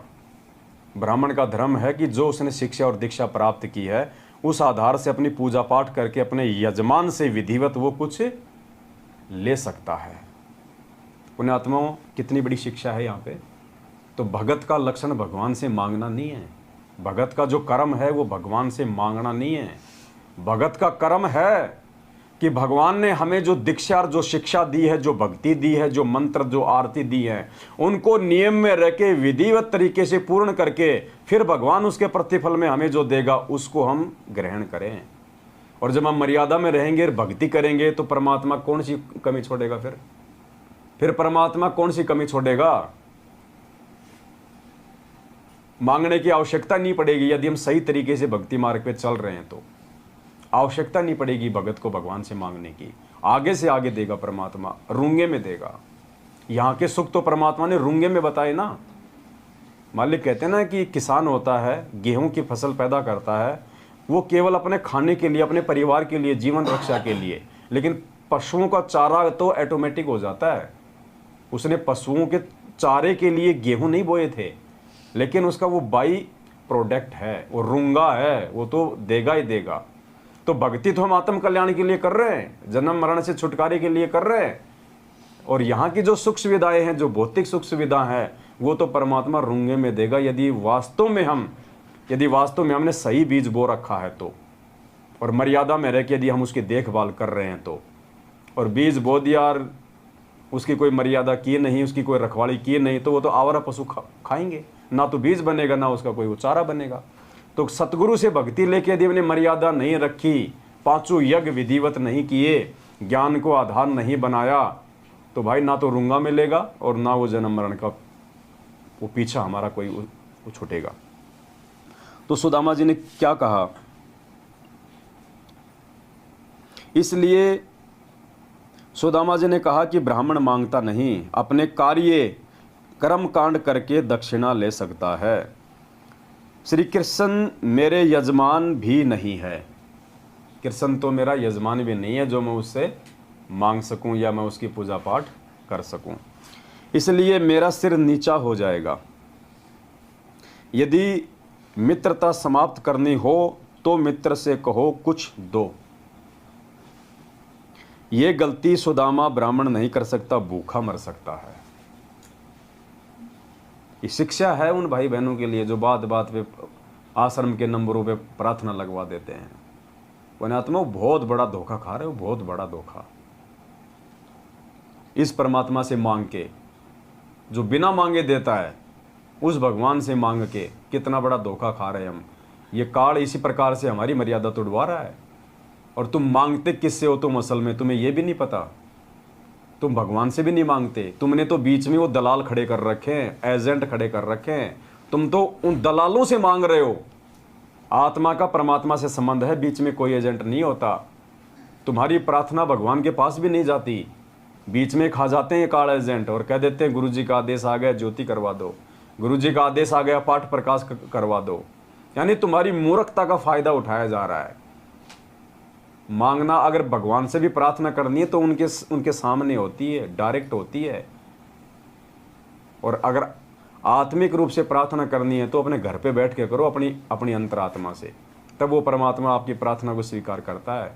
तुम ना तो अपनी अंतरात्मा से उनको अंतर्यामी मानते, ना उनको भगवान मानते, और बीच में जो ये दलाल बैठे हैं सतलोक आश्रम मैनेजमेंट हरियाणा वाले, काल भगवान के एजेंट, तुम्हें खाने के लिए, तुम्हारी भक्ति को खाने के लिए, इनके माध्यम से तुम भगवान के पास में प्रार्थना पहुंचवा रहे हो, जिनके कुकर्म पिछले 7 वर्षों के तुम्हारी आंखों के सामने हैं।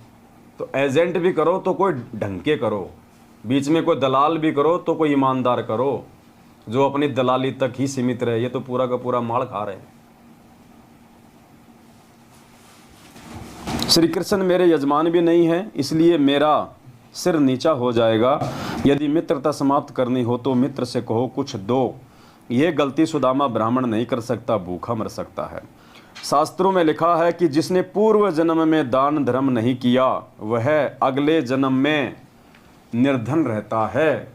परमात्मा ने भी हमें यही बताया आज आके कि जिसने पिछले जन्म में कोई दान धर्म, कोई पुण्य नहीं किया, जब परमात्मा की शरण में थे, तो ठीक है, हमने भक्ति तो की, तो भक्ति के प्रतिफल में परमात्मा ने फिर से हमें अपनी शरण में ले लिया। लेकिन हमने दान धर्म नहीं किया, जिसके प्रतिफल में आज हमारे ऊपर ये आर्थिक संकट है, धन का अभाव है।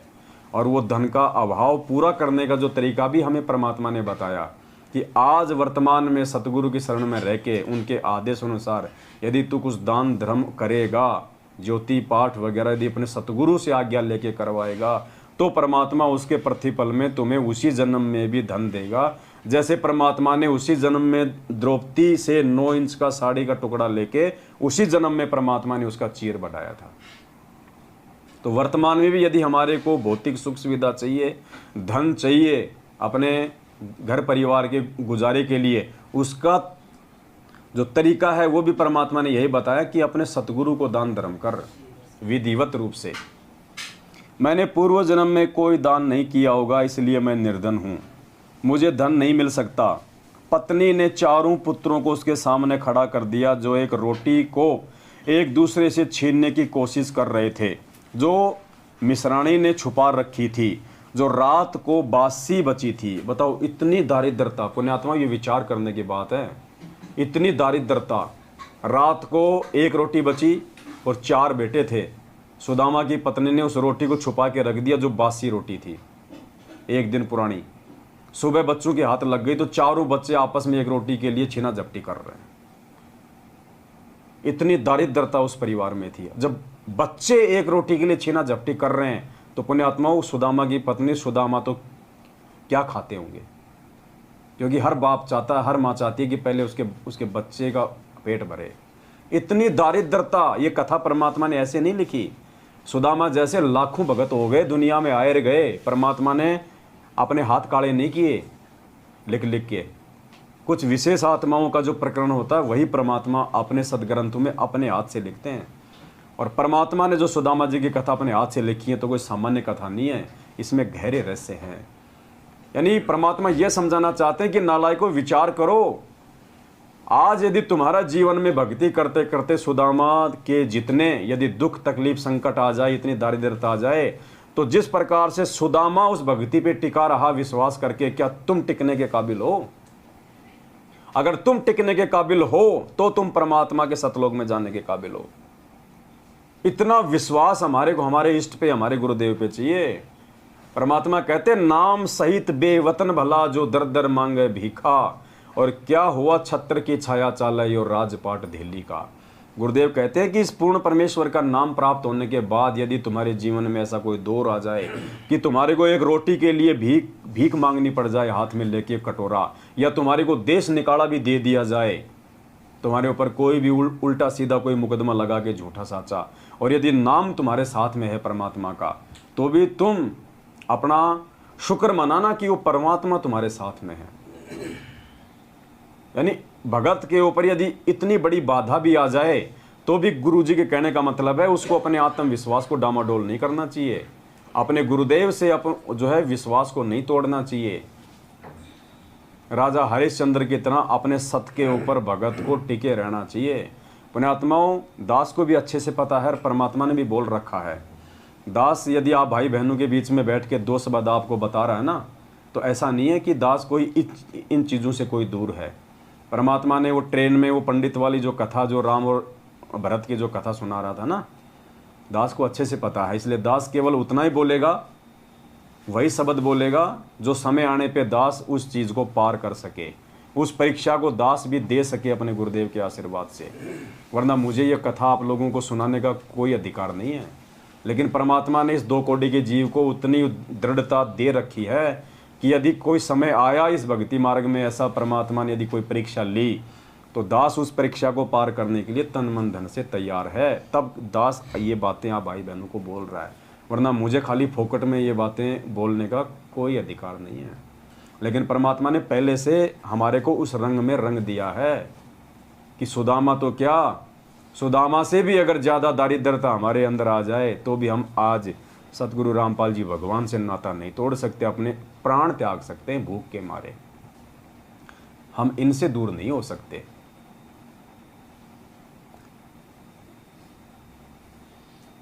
पत्नी ने चारों पुत्रों को उसके सामने खड़ा कर दिया जो एक रोटी के लिए एक दूसरे से छीनने की कोशिश कर रहे थे, जो मिश्राणी जी ने छुपा रखी थी, जो रात को बासी बची हुई थी।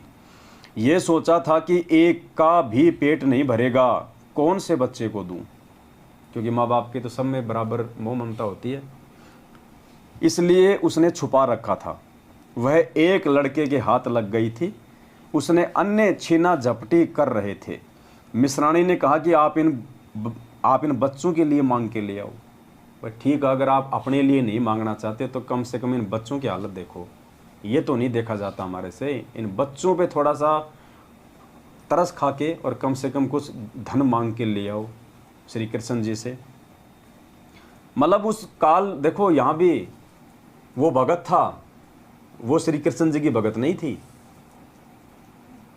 भगत को अनुपदेशी परिवार वालों के द्वारा भी इस प्रकार से तोड़ने का काल प्रयास करेगा।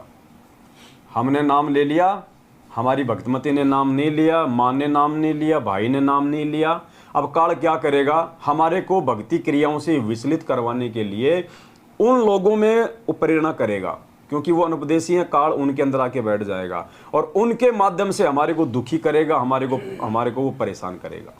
जैसा कि सुदामा की पत्नी के अंदर वो काल प्रवेश करके सुदामा को अपने उस पांडित्य कर्म से नीचे गिराने की वो कोशिश करवा रहा था कि सुदामा अपने उस भक्ति विधान को छोड़ के और भगवान के आगे जाके हाथ फैला दे, अपने उस मित्र के आगे।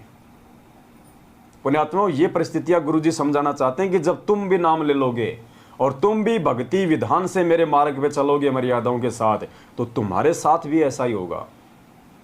तुम्हें भी तोड़ने का प्रयास किया जाएगा और उन लोगों के द्वारा प्रयास किया जाएगा जिनके सामने बहुत ही कम लोग हिम्मत कर पाते हैं उनके बातों का जवाब देने की, उनके सामने भी टिके रहने की। क्योंकि पति पत्नी का रिश्ता ऐसा ही होता है। हर आदमी अपनी पत्नी की बातों को नहीं काटता, डरता है वो कहीं बाल बच्चों को छोड़ के ना चले जाए, पीहर ना चली जाए, काम ना बिगड़ जाए, समाज में बेइज्जती ना हो जाए। तो काल ऐसे लोगों के माध्यम से ये हमारे ऊपर दबाव बढ़वाएगा ताकि ये जल्दी दबाव में आ जाए। तो हमने कितना सावधान रहना है। आज बहुत सारे भाई बहन कहते हैं ना अपन इंटरव्यू में कि मेरी पत्नी 6 महीने से मायके में है, उसने कहा था कि या तो बाबा रामपाल को रख ले इस घर में या मेरे को रख ले। तो भगत ने कहा कि हाँ तो बाबा रामपाल ही रहेगा, तू सुबह जाती अभी निकल। और फिर क्या होता है, जब भगत इतनी दृढ़ता दिखाता है 6 महीने बाद में भाई को लेके आ जाती है, मेरे को छोड़ के आ जा। और उस समय यदि भगत झुक जाता तो हमेशा के लिए उसके ऊपर वो शेरनी बन के रहेगी, फिर भक्ति नहीं करने देगी।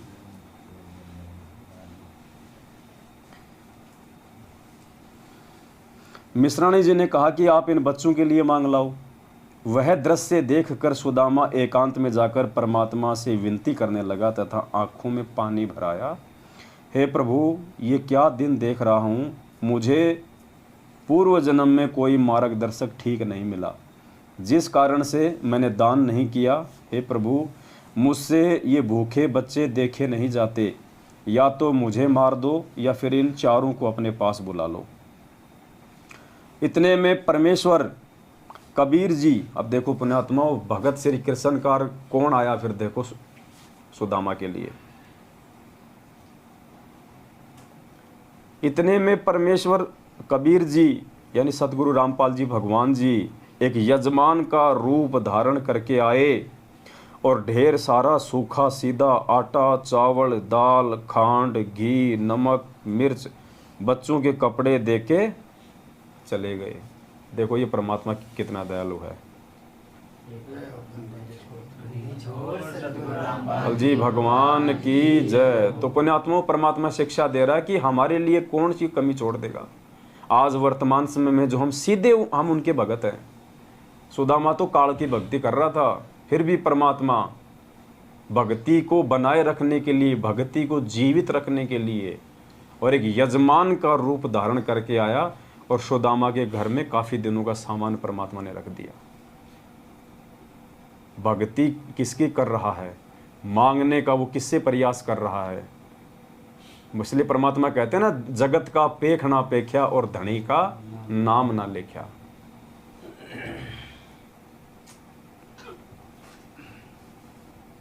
इतने में परमेश्वर कबीर जी एक यजमान का रूप धारण करके आए और ढेर सारा सूखा सीधा आटा, चावल, दाल, खांड, घी, नमक, मिर्च, कपड़े देके चले गए। ब्राह्मणी ने तुरंत भोजन बनाया, बच्चों को परोसा। इतने में सुदामा जी आंसू पोंछकर रसोई की ओर गया तो बच्चे खाना खा रहे थे। यानी सुदामा अपने बच्चों की हालत देख के साइड में जाके वो रोने लग गया, क्योंकि और कोई चारा नहीं था उसके पास। उल्टे कर्म वो कर नहीं सकता था, झूठ पाखंड किसी के साथ वो कर नहीं सकता था। हम तो 2 मिनट में झूठ बोल दें आज, हम कहाँ हैं पुण्यात्मा। परमात्मा यही इस कथा के माध्यम से समझाना चाह रहे हैं।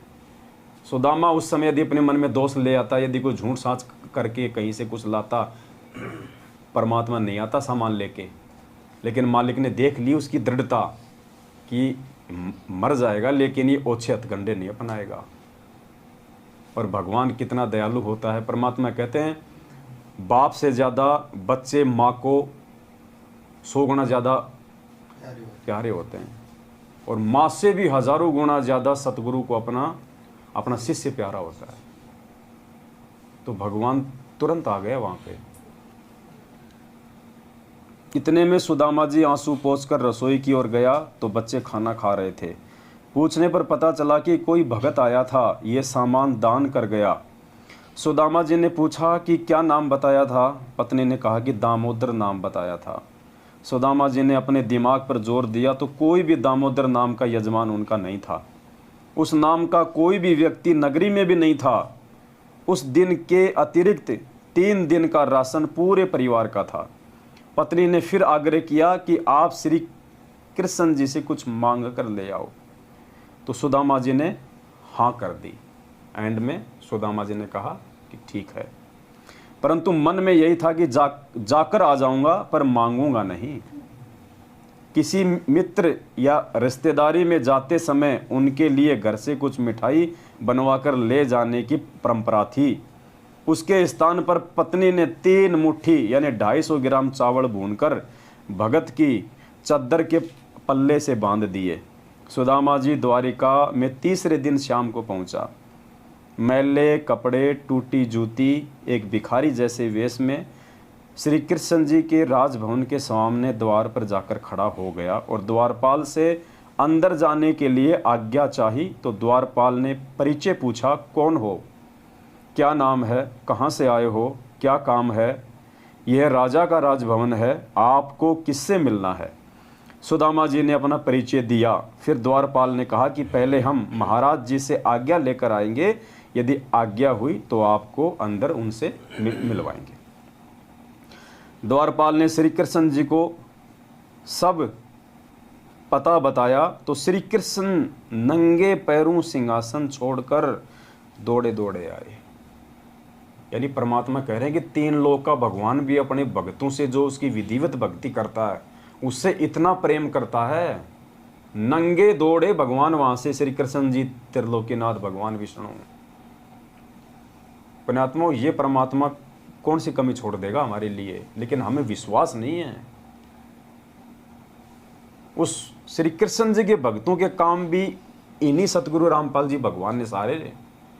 और जब आज हम सीधे तौर पे उनकी शरण में हैं, और यदि सुदामा जितना हम विश्वास अपने अंदर अपने भगवान पे पैदा कर दें, तो ये भगवान नंगे पैर तो छोड़ो पुण्यात्मा, ये तो अगर खाना खा रहा हो तो उठ के दौड़ लेगा। द्वारपाल ने श्री कृष्ण जी को सब पता बताया तो श्री कृष्ण जी नंगे पैरों सिंहासन छोड़कर दौड़े दौड़े आए और मैले धूल भरे कपड़ों सहित सुदामा जी को गले से लगा लिया और सिंहासन पर बैठा दिया, अपने सिंहासन पर बैठा दिया परमात्मा ने।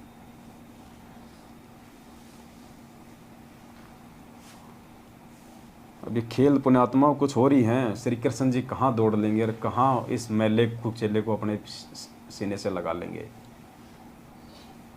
जैसे सबरी के झूठे बेर रामचंद्र रूप में श्री कृष्ण जी ने सतगुरु रामपाल जी भगवान ने खाए थे, वो नहीं खा सकता था। राजा था, कितना अहंकार होता है, कितना अभिमान होता है। परमात्मा ने खाए उस समय रामचंद्र रूप में माता सबरी के झूठे बेर, वरना पीछे भाई खड़ा था, लक्ष्मण मुंह चढ़ा रहा था और यूं फेंक रहा था पीछे उन बेरों को, तो राम कहां से खा लेता। परमात्मा ने खाए, सतगुरु रामपाल जी भगवान ने, उस कबीर परमेश्वर ने। तो यहां भी वही परमात्मा सारा खेल खेल रहा था।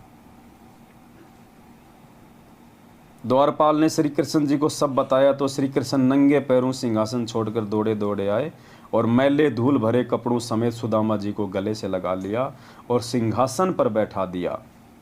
फिर अपने हाथों सुदामा जी के पैर धोए, नहाया, नए कपड़े पहनाए, कई प्रकार का भोजन बनवाया।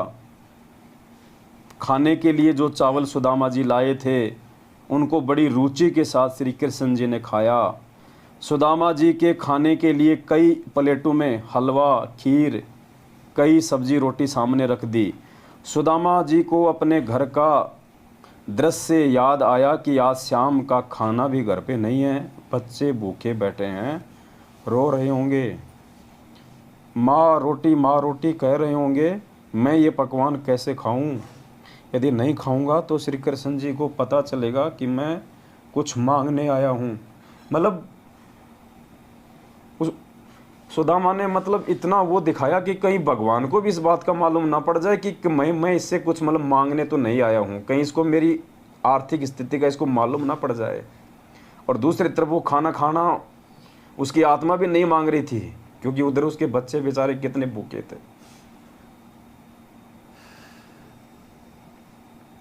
इसलिए एक ग्रास रोटी लेकर धीरे धीरे खाने लगा, उंगलियों को बार बार मुख में चाटकर समय बिताने लगा। परंतु श्री कृष्ण जी की दृष्टि से मित्र के मुख कमल पर थी। सब हाव भाव देख रहे थे। कहाँ खा ले यार सुदामा, क्यों उंगली चाटे है। सुदामा जी ने 2 रोटी खाई तथा खीर हलवा ना मात्र का खाया, हाथ धोकर बैठ गया। श्री कृष्ण जी ने पूछा कि बच्चे तथा भाभी जी कुशल हैं, निर्वाह ठीक से चल रहा है। सुदामा जी ने कहा, देखो पुण्यात्मा,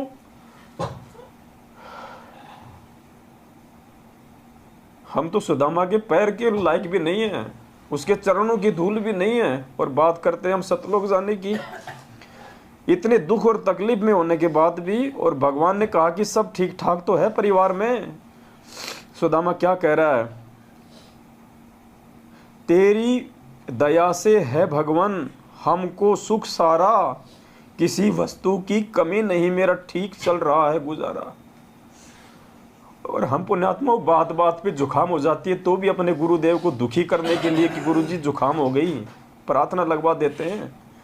थोड़ा बहुत कोई काम धंधा ठीक नहीं चलता तो हम रोने लग जाते हैं हम भगवान के आगे। हमें विश्वास नहीं है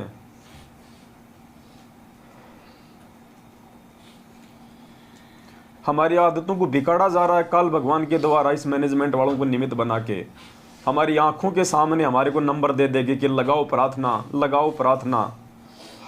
हमारी आदतों को बिगाड़ा जा रहा है, हमारे को भगवान के ऊपर विश्वास नहीं करने दिया जा रहा। इसलिए हम विनती करते हैं इन लोगों का साथ छोड़ो भाई, ये लोग हमारे को विश्वासी नहीं बनने देंगे। हमारे अंदर जो दृढ़ता, जो विश्वास गुरुजी पैदा करना चाहते हैं सुदामा की तरह, ये लोग नहीं करने देंगे। यही काल भगवान की सूक्ष्म चाल होती है। तो सुदामा जी ने कहा कि तेरी दया से है भगवान हमको सुख सारा, किसी वस्तु की कमी नहीं, मेरा ठीक चल रहा गुजारा।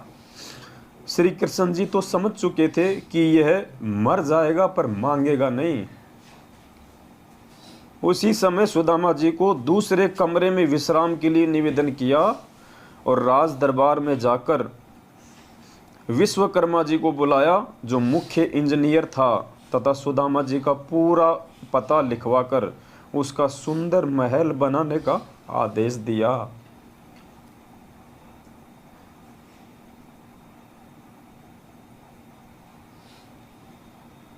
हमें जो गुरुजी देना चाहते हैं ना इस भक्ति के प्रतिफल में, हमें मांगना भी नहीं आता। परमात्मा पता नहीं हमें क्या देना चाहता है, और हम लोग छोटी छोटी चीज़ें मांग के उस परमात्मा की नज़रों से हम नीचे गिर जाते हैं।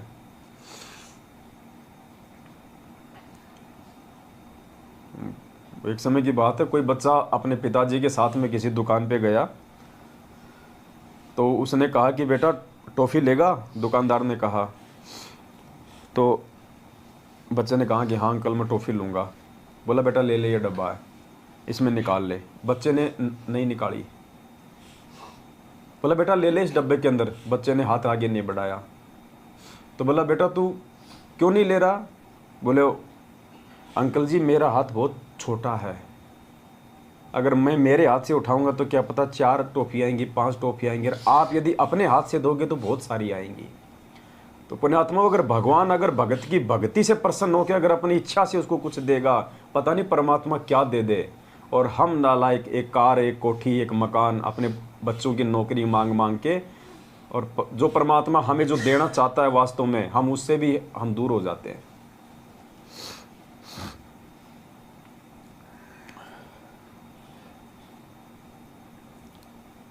तो श्री कृष्ण जी ने विश्वकर्मा जी को बुलाया, जो मुख्य इंजीनियर था, तथा सुदामा जी का पूरा पता लिखवाकर उसका सुंदर महल बनाने का आदेश दिया, तथा कहा कि लाखों रुपए का धन ले जा, जो भगत के घर पर रख आना। ये कार्य 1 सप्ताह में होना चाहिए। विश्वकर्मा जी ने 6 दिन में कार्य संपूर्ण करके रिपोर्ट दे दी। सुदामा जी प्रतिदिन चलने के लिए कहते तो श्री कृष्ण जी विशेष विनय करके रोके रहे। 7वें दिन सुदामा वहाँ से चल पड़ा। नए बहुमूल्य वस्त्र पहने हुए थे, रास्ते में सोचता हुआ आ रहा था। अब देखना पुण्यात्मा भगत कहाँ पे मार खा जाता है, जहाँ सुदामा भी जो है मार खा गया। सुदामा ने उनको अंतर्यामी नहीं माना, उनको परमात्मा नहीं माना, घट घट का वासी नहीं माना। सुदामा भी कहाँ अपने मित्र के प्रति मन में दोष पैदा करके मार खा गया। ये बहुत ही इम्पोर्टेंट टॉपिक है। अगर भगवान अगर हमारे को राहत नहीं भी दे रहा है, हमारे जीवन में छोटा मोटा कोई संकट आ गए और गुरुजी यदि हमारे को राहत नहीं दे रहे, उन्हें आत्मा मन में दोष पैदा नहीं करना, मन में दोष पैदा नहीं करना कि भक्ति सही है या नहीं है, गुरुजी पता नहीं सही है या नहीं है। अब देखना सुदामा कहाँ मार खा गया।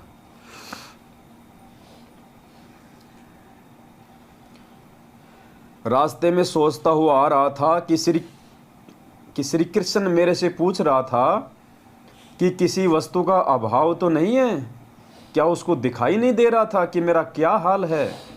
वही बात हुई ना कि मित्रता समान हैसियत वालों से ही करनी चाहिए। सुदामा के मन में ये दोष आ गया कि वहाँ बार बार मेरे से श्री कृष्ण पूछ रहा था कि घर पे तो सब ठीक है, भाभी तो ठीक है, बच्चे तो ठीक है, कोई चीज़ की कमी तो नहीं है ना। तो सुदामा ने सोचा कि क्या उसको मेरी हालत नहीं दिखाई दे रही थी? अगर मेरे घर की हालत ठीक होती, मेरे बच्चे ठीक होते, तो मैं ऐसे मेरी फटी जूतियाँ, मैले कुचैले कपड़े थोड़े ना होते मेरे, लेकिन वो मेरा मजाक उड़ा रहा था। ये मन में दोष आ गया उसके। 7वें दिन सुदामा चल पड़ा। नए बहुमूल्य वस्त्र पहने हुए थे। रास्ते में सोचता हुआ आ रहा था कि श्री कृष्ण मेरे से पूछ रहा था कि किसी वस्तु का अभाव तो नहीं है। क्या उसको दिखाई नहीं दे रहा था कि मेरा क्या हाल है? वही बात हुई कि मित्रता समान हैसियत वालों से ही निभती है। इतनी देर में देखो, उधर तो भगवान के प्रति मन में दोष आया और इधर देखो फिर उसका रिजल्ट। हमें शिक्षा दे रहे हैं गुरुजी कि कैसी भी विकट परिस्थिति आ जाए, भगवान से विश्वास नहीं हटाना, मन को कमजोर मत करना, आत्मा को नीचे मत गिरने देना। ये परीक्षा का समय होता है। सुदामा ऐसा सोच ही रहा था, मन में दोष लेके आया।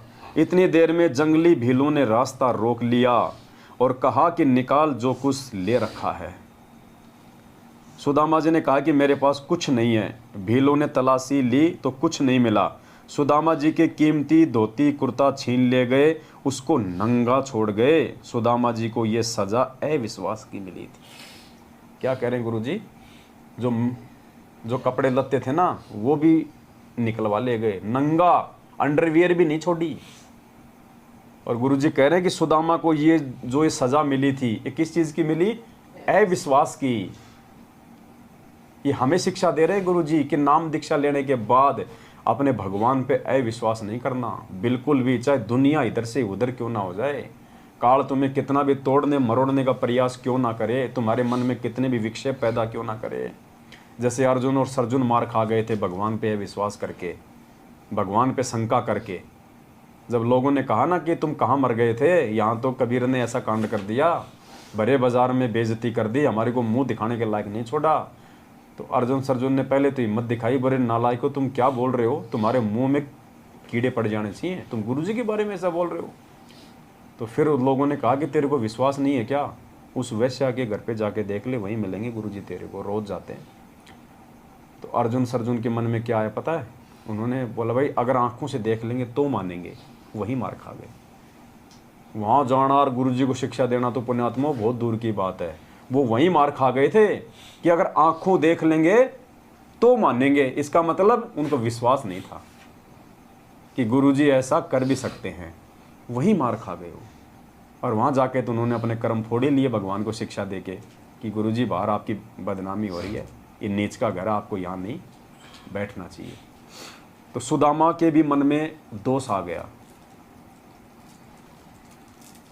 सुदामा जी को ये सजा अविश्वास की मिली थी। तो पुण्यात्मा चाहे कुछ भी हो जाए,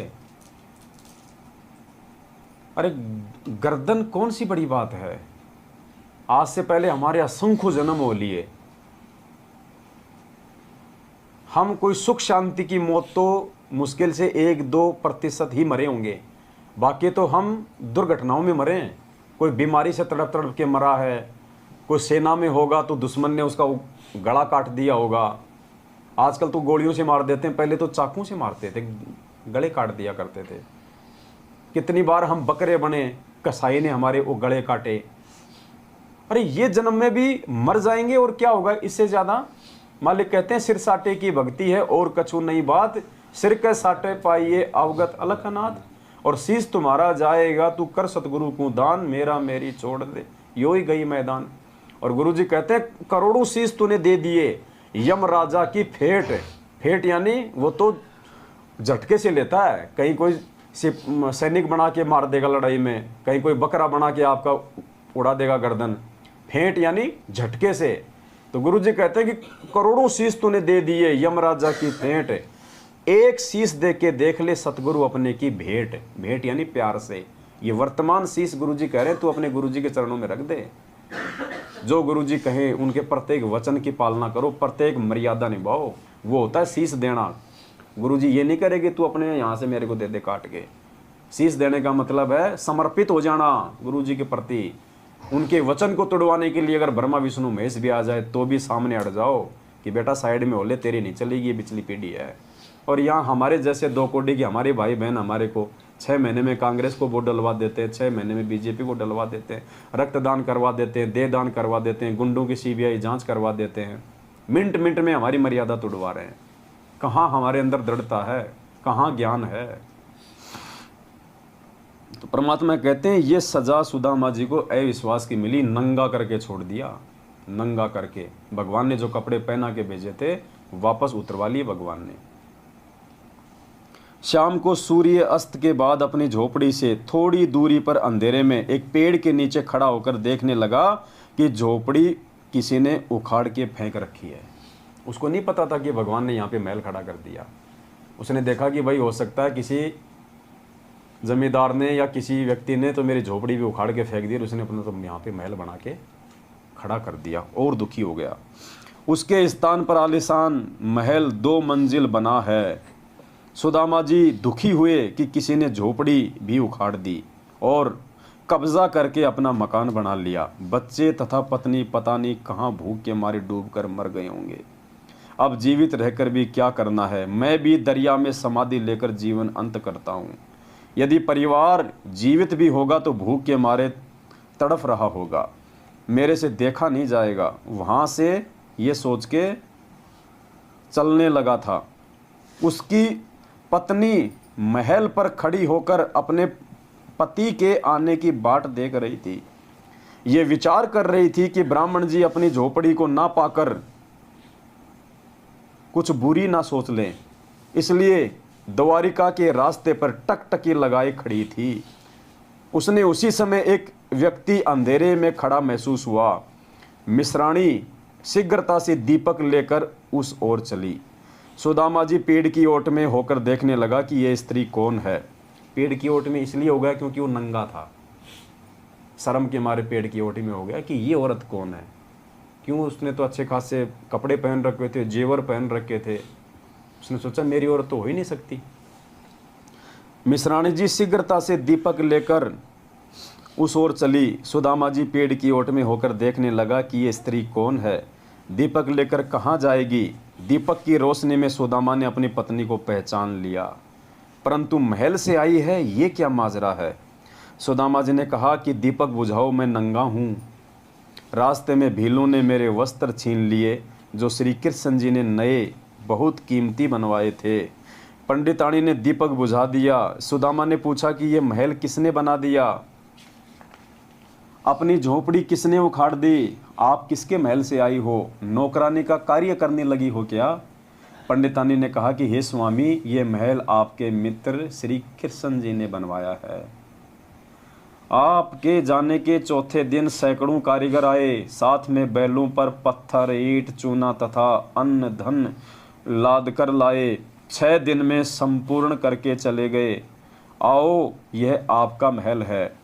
पुण्यात्माओं, क्या कह रही है पंडितानी कि आपके जाने के बाद में सैकड़ों की संख्या में कारीगर आए और ये मकान बना के चले गए। आपके मित्र श्री कृष्ण जी ने बनवाया है। 650 साल पहले गुरु जी ने क्या बताया, भगवान ने 18 लाख लोगों को भंडारा करवाया। पुण्यात्माओं, उस समय भगवान पे विश्वास करने वाला सुदामा जैसा कोई उनका भगत नहीं था 64 लाख में। इसलिए भगवान को खुद ही भगत की भूमिका करनी पड़ी और आज हमारे को विश्वास दिलाने के लिए ये उदाहरण पेश करना पड़ा कि अगर तुम भगवान पे विश्वास करोगे इस प्रकार से तो परमात्मा तुम्हारे लिए क्या नहीं कर देगा। अगर उस समय कोई भगत होता 64 लाख में जो इतना विश्वास अगर गुरु जी पे करता तो परमात्मा को खुद भगत बनने की जरूरत नहीं पड़ती, जैसे यहाँ पे श्री कृष्ण जी ने सुदामा के लिए किया। अब 650 साल पहले कोई भगत था नहीं कोई सुदामा जैसा, वरना भगवान को लीला नहीं करनी पड़ती। उस भगत के लिए भगवान लीला करता, लेकिन कोई भगत था ही नहीं, इसलिए गुरु जी को खुद भगत बनना पड़ा 650 साल पहले। तो वो काम यहाँ पे श्री कृष्ण जी ने किया अपने भगत के लिए, और वो काम परमात्मा ने दिखाया करके कि मेरे ऊपर यदि तुम इतना विश्वास करोगे और मेरी मर्यादा में चलोगे कि साईं इतना दीजिए जिसमें कुटुंब समाव, हम भी भूखा ना रहे साधु न भूखा जाए, अनाप शनाप माया नहीं जोड़ोगे, तुम्हारे अंदर वो प्रवृत्ति नहीं होगी, और फिर यदि तुम्हारे ऊपर कोई संकट आएगा तो परमात्मा कहते हैं फिर मैं तुमसे दूर नहीं हूँ। कल पे कारण कौन है तू कर सेवा निष्काम, मन इच्छा फल देऊंगा जब पड़ेगा मेरे से काम। परमात्मा कहते हैं फिर तुम मुझे अपने से दूर ना समझना। जय तू चाल 1 कदम मैं चालू कदम 60, जय तू हो जा काठ का मैं हो जाऊं लोहे की लाठ। तो ये विश्वास पैदा करने के लिए परमात्मा ने एक कथा लिखी है सुदामा जी की। अब आगे देखिए, पंडितानी ने पूछा कि आपके कपड़े क्यों 6 दिन में संपूर्ण करके चले गए? आओ, यह महल आपका है। महल में आकर देखा तो अन्न धन से भरपूर था, जीवन भर का सामान था। पंडितानी ने पूछा कि आपके कपड़े क्यों उतारे? आपके पास कुछ था ही नहीं, पुराने कपड़े थे, उसका भील क्या करेंगे?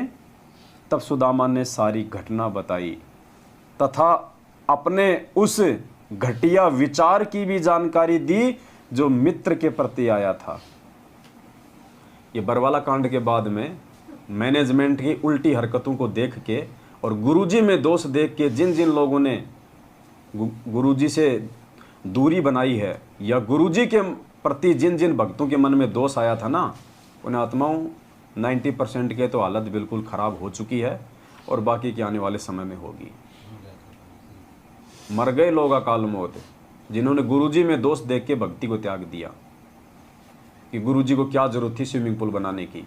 गुरुजी भगवान थे तो क्या जरूरत थी उनको बॉडीगार्ड रखने की? क्या गुरुजी को नहीं पता था मैनेजमेंट ऐसा है? क्या गुरुजी संगत को नहीं बता सकते थे? क्या जरूरत थी गुरुजी को भक्तों को कमांडो बनाने की? क्या गुरुजी कोर्ट की तारीखों पे नहीं जा सकते थे?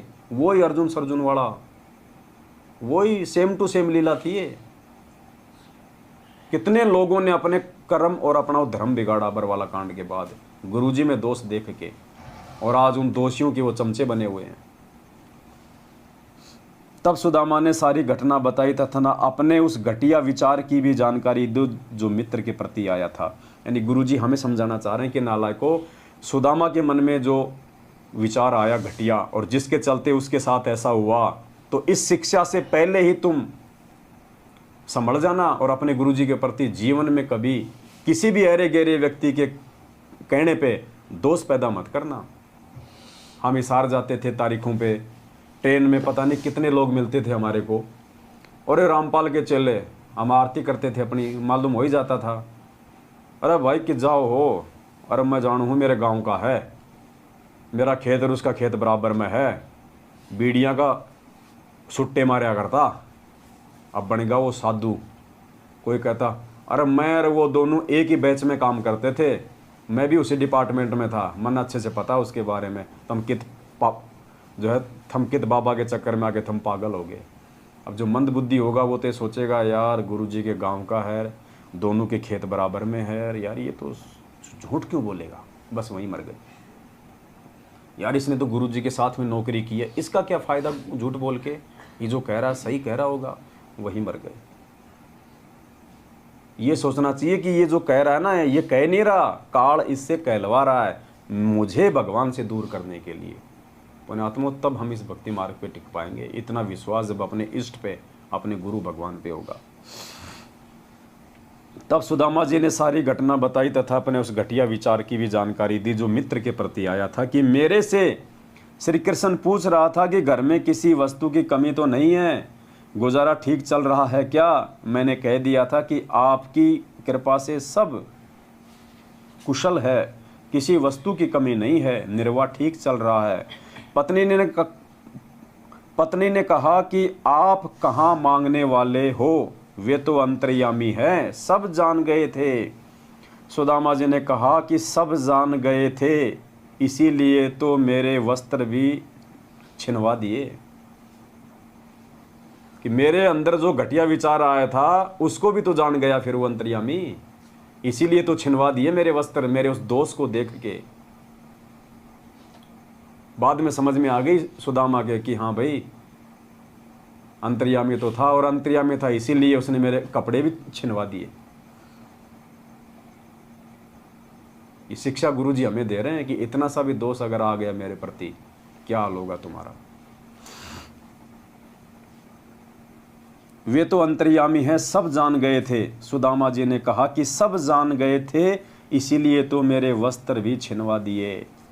मैं विचार करता जा रहा था कि देखा मित्र मेरे से पूछ रहा था कि सब ठीक तो है, किसी वस्तु की कमी तो नहीं। मैं सोच रहा था कि क्या इसको मेरी ये हालत देखकर ये भी नहीं पता कि ये दशा क्या ठीक ठाक की होती है। ठीक ही है कि मित्रता तो समान हैसियत वालों की निभती है। मैंने तो इतना ही विचार किया था कि उसी समय मेरे वस्त्र भी लूट लिए गए। तब मिश्रानी ने कहा कि आपकी परीक्षा थी, परंतु आप यहां पर चूक गए। क्या कह रही है उसकी पत्नी कि ये तेरी परीक्षा थी और तू यहीं पे चूक गया। अब देख लो पुण्यात्मा, हम कितनी गलतियां कर रहे हैं।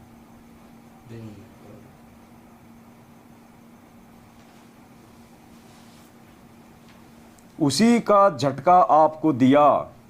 अब देख तेरे मित्र का कमाल। बच्चों के वस्त्र राजाओं जैसे हैं। 4 सिपाही चारों कोणों पर रखवाली कर रहे हैं। वाणी नंबर 106 में यही कहा है कि संत सुदामा श्री कृष्ण के संगी यानी मित्र थे, जो दारिद्र टोटे यानी निर्धनता की नदी यानी अत्यधिक निर्धन व्यक्ति था। उसके चावल खाकर सोने के महल बख्श दिए, निशुल्क मुफ्त में दे दिए। विचार, गुरुजी कह रहे हैं विचार। श्री कृष्ण जी राजा थे। अपने मित्र की इतनी सहायता करना एक राजा के लिए कोई बड़ी बात नहीं है। इतनी सहायता तो एक प्रांत का मंत्री अपने मित्र की आसानी से कर सकता है। अब देखना परमात्मा ने क्या क्या किया अपने भक्तों के साथ। परमेश्वर कबीर जी ने एक अति निर्धन मुसलमान लुहार तैमूर लंग की 1 रोटी खाकर 7 पीढ़ी का राज बख्श दिया। उसने तो 3 मुट्ठी खाए थे चावल की, भगवान ने तो केवल 1 चपाती खाई थी और 7 पीढ़ी का राज दे दिया। उसने खाली सुदामा के जीवन को ही सफल किया और भगवान ने 7 पीढ़ी का राज बख्श दिया। राज जो पूरे विश्व का संचालन करता है, पूरा देश चलाता है। यानी गुरुजी कह रहे हैं कि उस श्री कृष्ण से आज तुम्हारा भगवान कितना समर्थ है, देख लो नालायको। और तुम, भगवान तो श्री कृष्ण से भी ज्यादा समर्थ तुम्हारा, लेकिन तुम भगत सुदामा से भी नीचे गिरे हुए। तो कैसे बात बनेगी? कैसे सतलोक की यात्रा कर पाओगे? कैसे वो दरवाजा देख पाओगे? एक अति निर्धन मुसलमान लोहार तैमूर लंग की 1 रोटी खाकर 7 पीढ़ी का राज बख्श दिया। उसी जीवन में तैमूर लंग राजा बना, जिसका राज्य विशाल था। दिल्ली की राजधानी पर उसने अपना प्रतिनिधि छोड़ा था। उसकी मृत्यु के उपरांत कुछ समय दिल्ली की गद्दी पर अन्य ने कब्जा कर लिया था। फिर तैमूर लंग के पोते बाबर ने दिल्ली पर कब्जा कर लिया। पहले तैमूर लंग का प्रतिनिधि दिल्ली पर बैठा रहता था। उसकी तीसरी पीढ़ी ने अपने आप को स्वतंत्र घोषित कर दिया। तब बाबर ने लड़ाई करके दिल्ली का राज्य प्राप्त किया। बाबर से औरंगजेब तक 6 पीढ़ी तक प्रथम तैमूर लंग। इस प्रकार कुल 7 पीढ़ी का राज्य परमेश्वर कबीर जी ने तैमूर लंग को दिया। नंबर 1 तैमूर लंग, नंबर 2 उसका पोता बाबर, नंबर 3 हुमायूं पुत्र बाबर, नंबर 4 अकबर पुत्र हुमायूं, नंबर 5 जहांगीर पुत्र अकबर, नंबर 6 शाहजहां पुत्र जहांगीर और नंबर 7 औरंगजेब पुत्र शाहजहां। 1 चपाती के बदले 7 पीढ़ी का राज, जबकि ना तो उसने नाम लिया था उस समय तक, ना वो कोई मर्यादा में था, ना वो कोई भक्ति जानता था। ये समर्थता दिखाई परमात्मा ने कि आज तो तुम मेरी शरण में हो, तुम्हारे लिए मैं क्या नहीं कर सकता। रंका बंका वाली उस कथा में परमात्मा ने क्या कहा उनको कि मैं चाहूं तो तुम्हारे लिए सोने का महल भी बनवा सकता हूं, सोने का भी। उनकी झोपड़ी जलाई ना परमात्मा ने, और फिर उससे भी बड़ी झोपड़ी बना दी थी। और जब वो गए अपने गुरुदेव के पास में पूछने के लिए कि गुरुदेव जो आकाशवाणी हुई थी झोपड़ी में रहने की, वो आपकी थी या किसी और की थी, तो उन्होंने कहा कि बेटा वो झोपड़ी मैंने जलाई थी, मैंने बनाई है। तुमने जो परीक्षा दी है और इस परीक्षा में जो तुम पास हुए हो, उसके बदले तो मैं तुम्हारा सोने का मकान भी बना सकता था। लेकिन भगवान ने भक्तों से भक्ति करवानी होती है, इसलिए उनको परमात्मा लिमिट में रखते हैं। विशेष भिन्नता, जन्म मरण का कष्ट न श्री कृष्ण जी का समाप्त है न सुदामा का हुआ। दोनों ही आगे के जन्मों में अन्य प्राणियों के शरीरों में जाएंगे। तैमूर लंग को 7 पीढ़ी का राज्य भी मिला और मोक्ष भी मिला।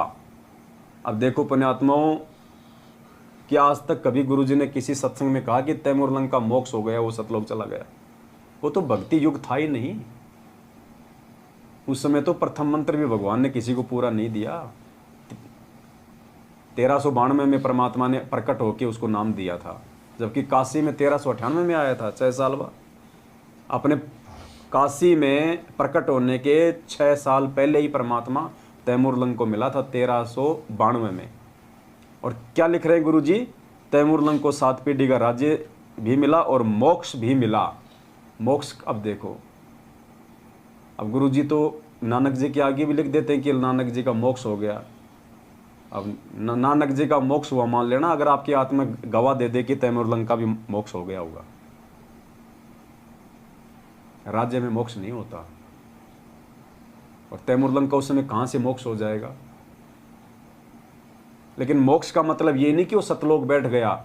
मोक्ष का मतलब है कि परमात्मा ने उसको जन्म मरण के चक्कर से निकालने के लिए उसको भक्ति पे लगा दिया। अब परमात्मा किसी न किसी जन्म में उस आत्मा को पार भी लगा देगा, मोक्ष भी कर देगा। तो मोक्ष का मतलब ये होता है। यहाँ पे मोक्ष का नाम लेते ये नहीं कि वो तो सतलोक ही चला गया। सतलोक से पहले तो मिनी सतलोक भी है। तो हमने इन चीज़ों को समझना चाहिए। मोक्ष का युग ये है, ये वर्तमान समय है, और ये परमेश्वर आज साक्षात अपने वास्तविक रूप में प्रकट है, अपने संपूर्ण पावर के साथ में आज दे सकता है ये मोक्ष। चाहे उस जैसे लाखों तैमूर लंग आ जाओ, आज मोक्ष कर सकता है ये परमात्मा। अगर आज कोई मोक्ष करवाना चाहेगा तो ये है भक्ति का पीक टाइम, मोक्ष का time, golden chance, prime time, बिजली पीढ़ी। आज होगा उन सभी का मोक्ष, तैमूर लंग का, नानक जी का, मीरा जी का, धन्ना जी का, नंदा जी का, रंका बंका का, सेहू सम्मन का, द्रौपदी का। परमात्मा ने बताया आज यदि वो यहाँ आएंगे और यदि मर्यादा के साथ में आजीवन भक्ति पे टिके रहे, आज मोक्ष प्राप्त कर सकती है वो आत्मा। और पुण्य आत्मा, ये जितनी भी आत्मा हैं, ये सारी आत्मा हम ही हैं और कोई नहीं है। हमारे रूप में परमात्मा ने बैठा रखा है यहाँ पे। ये जीवन आज से पहले हमने भोगे हैं। मालिक को पता था कि वो कुर्बानी, वो बलिदान आज हम नहीं दे पाएंगे जो परमात्मा ने पहले के जन्मों में हमारे से लेके हमारे को आज भक्ति के लायक बना दिया। आज हम अपना गर्दन नहीं कटवा सकते। यार छोड़ो रे, काहे की भक्ति, काहे का भगवान है, छोड़ो छोड़ो। आज वो मंसूर वाला जो बलिदान हर भगत नहीं दे सकता, इसलिए परमात्मा ने हमसे वो बलिदान पहले ले लिए, और उन्हीं बलिदानों के प्रतिफल में परमात्मा ने आज हमारे को इस समय हमारे को मानव जन्म दे दिया। और सहज में परमात्मा पार कर देगा। ना कुछ ले रहा भगवान, ना कोई पहाड़ पे चढ़वा रहा भगवान, ना कोई गोवर्धन की फेरी लगवा रहा, ना कोई कावड़ मंगवा रहा हमारे से बद्रीनाथ से।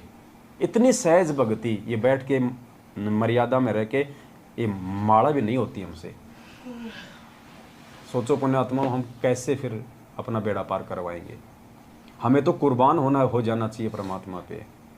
कुर्बान इस भक्ति और भगवान के लिए तो घर परिवार देश, अगर वो समय आ जाए कि छोड़ना पड़ जाए तो छोड़ देना। उन बच्चों को कल को मर गए तो कौन संभालेगा? जिन बच्चों के लिए हम आगे पीछे दौड़ रहे हैं, फिर कौन संभालेगा उनको?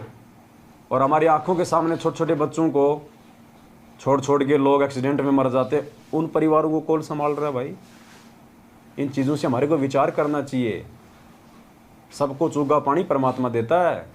मालिक कहते हैं पो पाटी पगड़ा भया और जागी जिया जून, सब काहू को देत है वो चौंत समाना चून।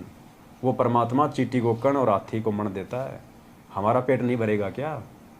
हाथी कौन सा फैक्ट्री में काम करता है, गाड़ी चलाता है, और जितना हम एक महीने में नहीं खाते वो एक टाइम खाता है, उसका भी तो पेट भर रहा है भगवान।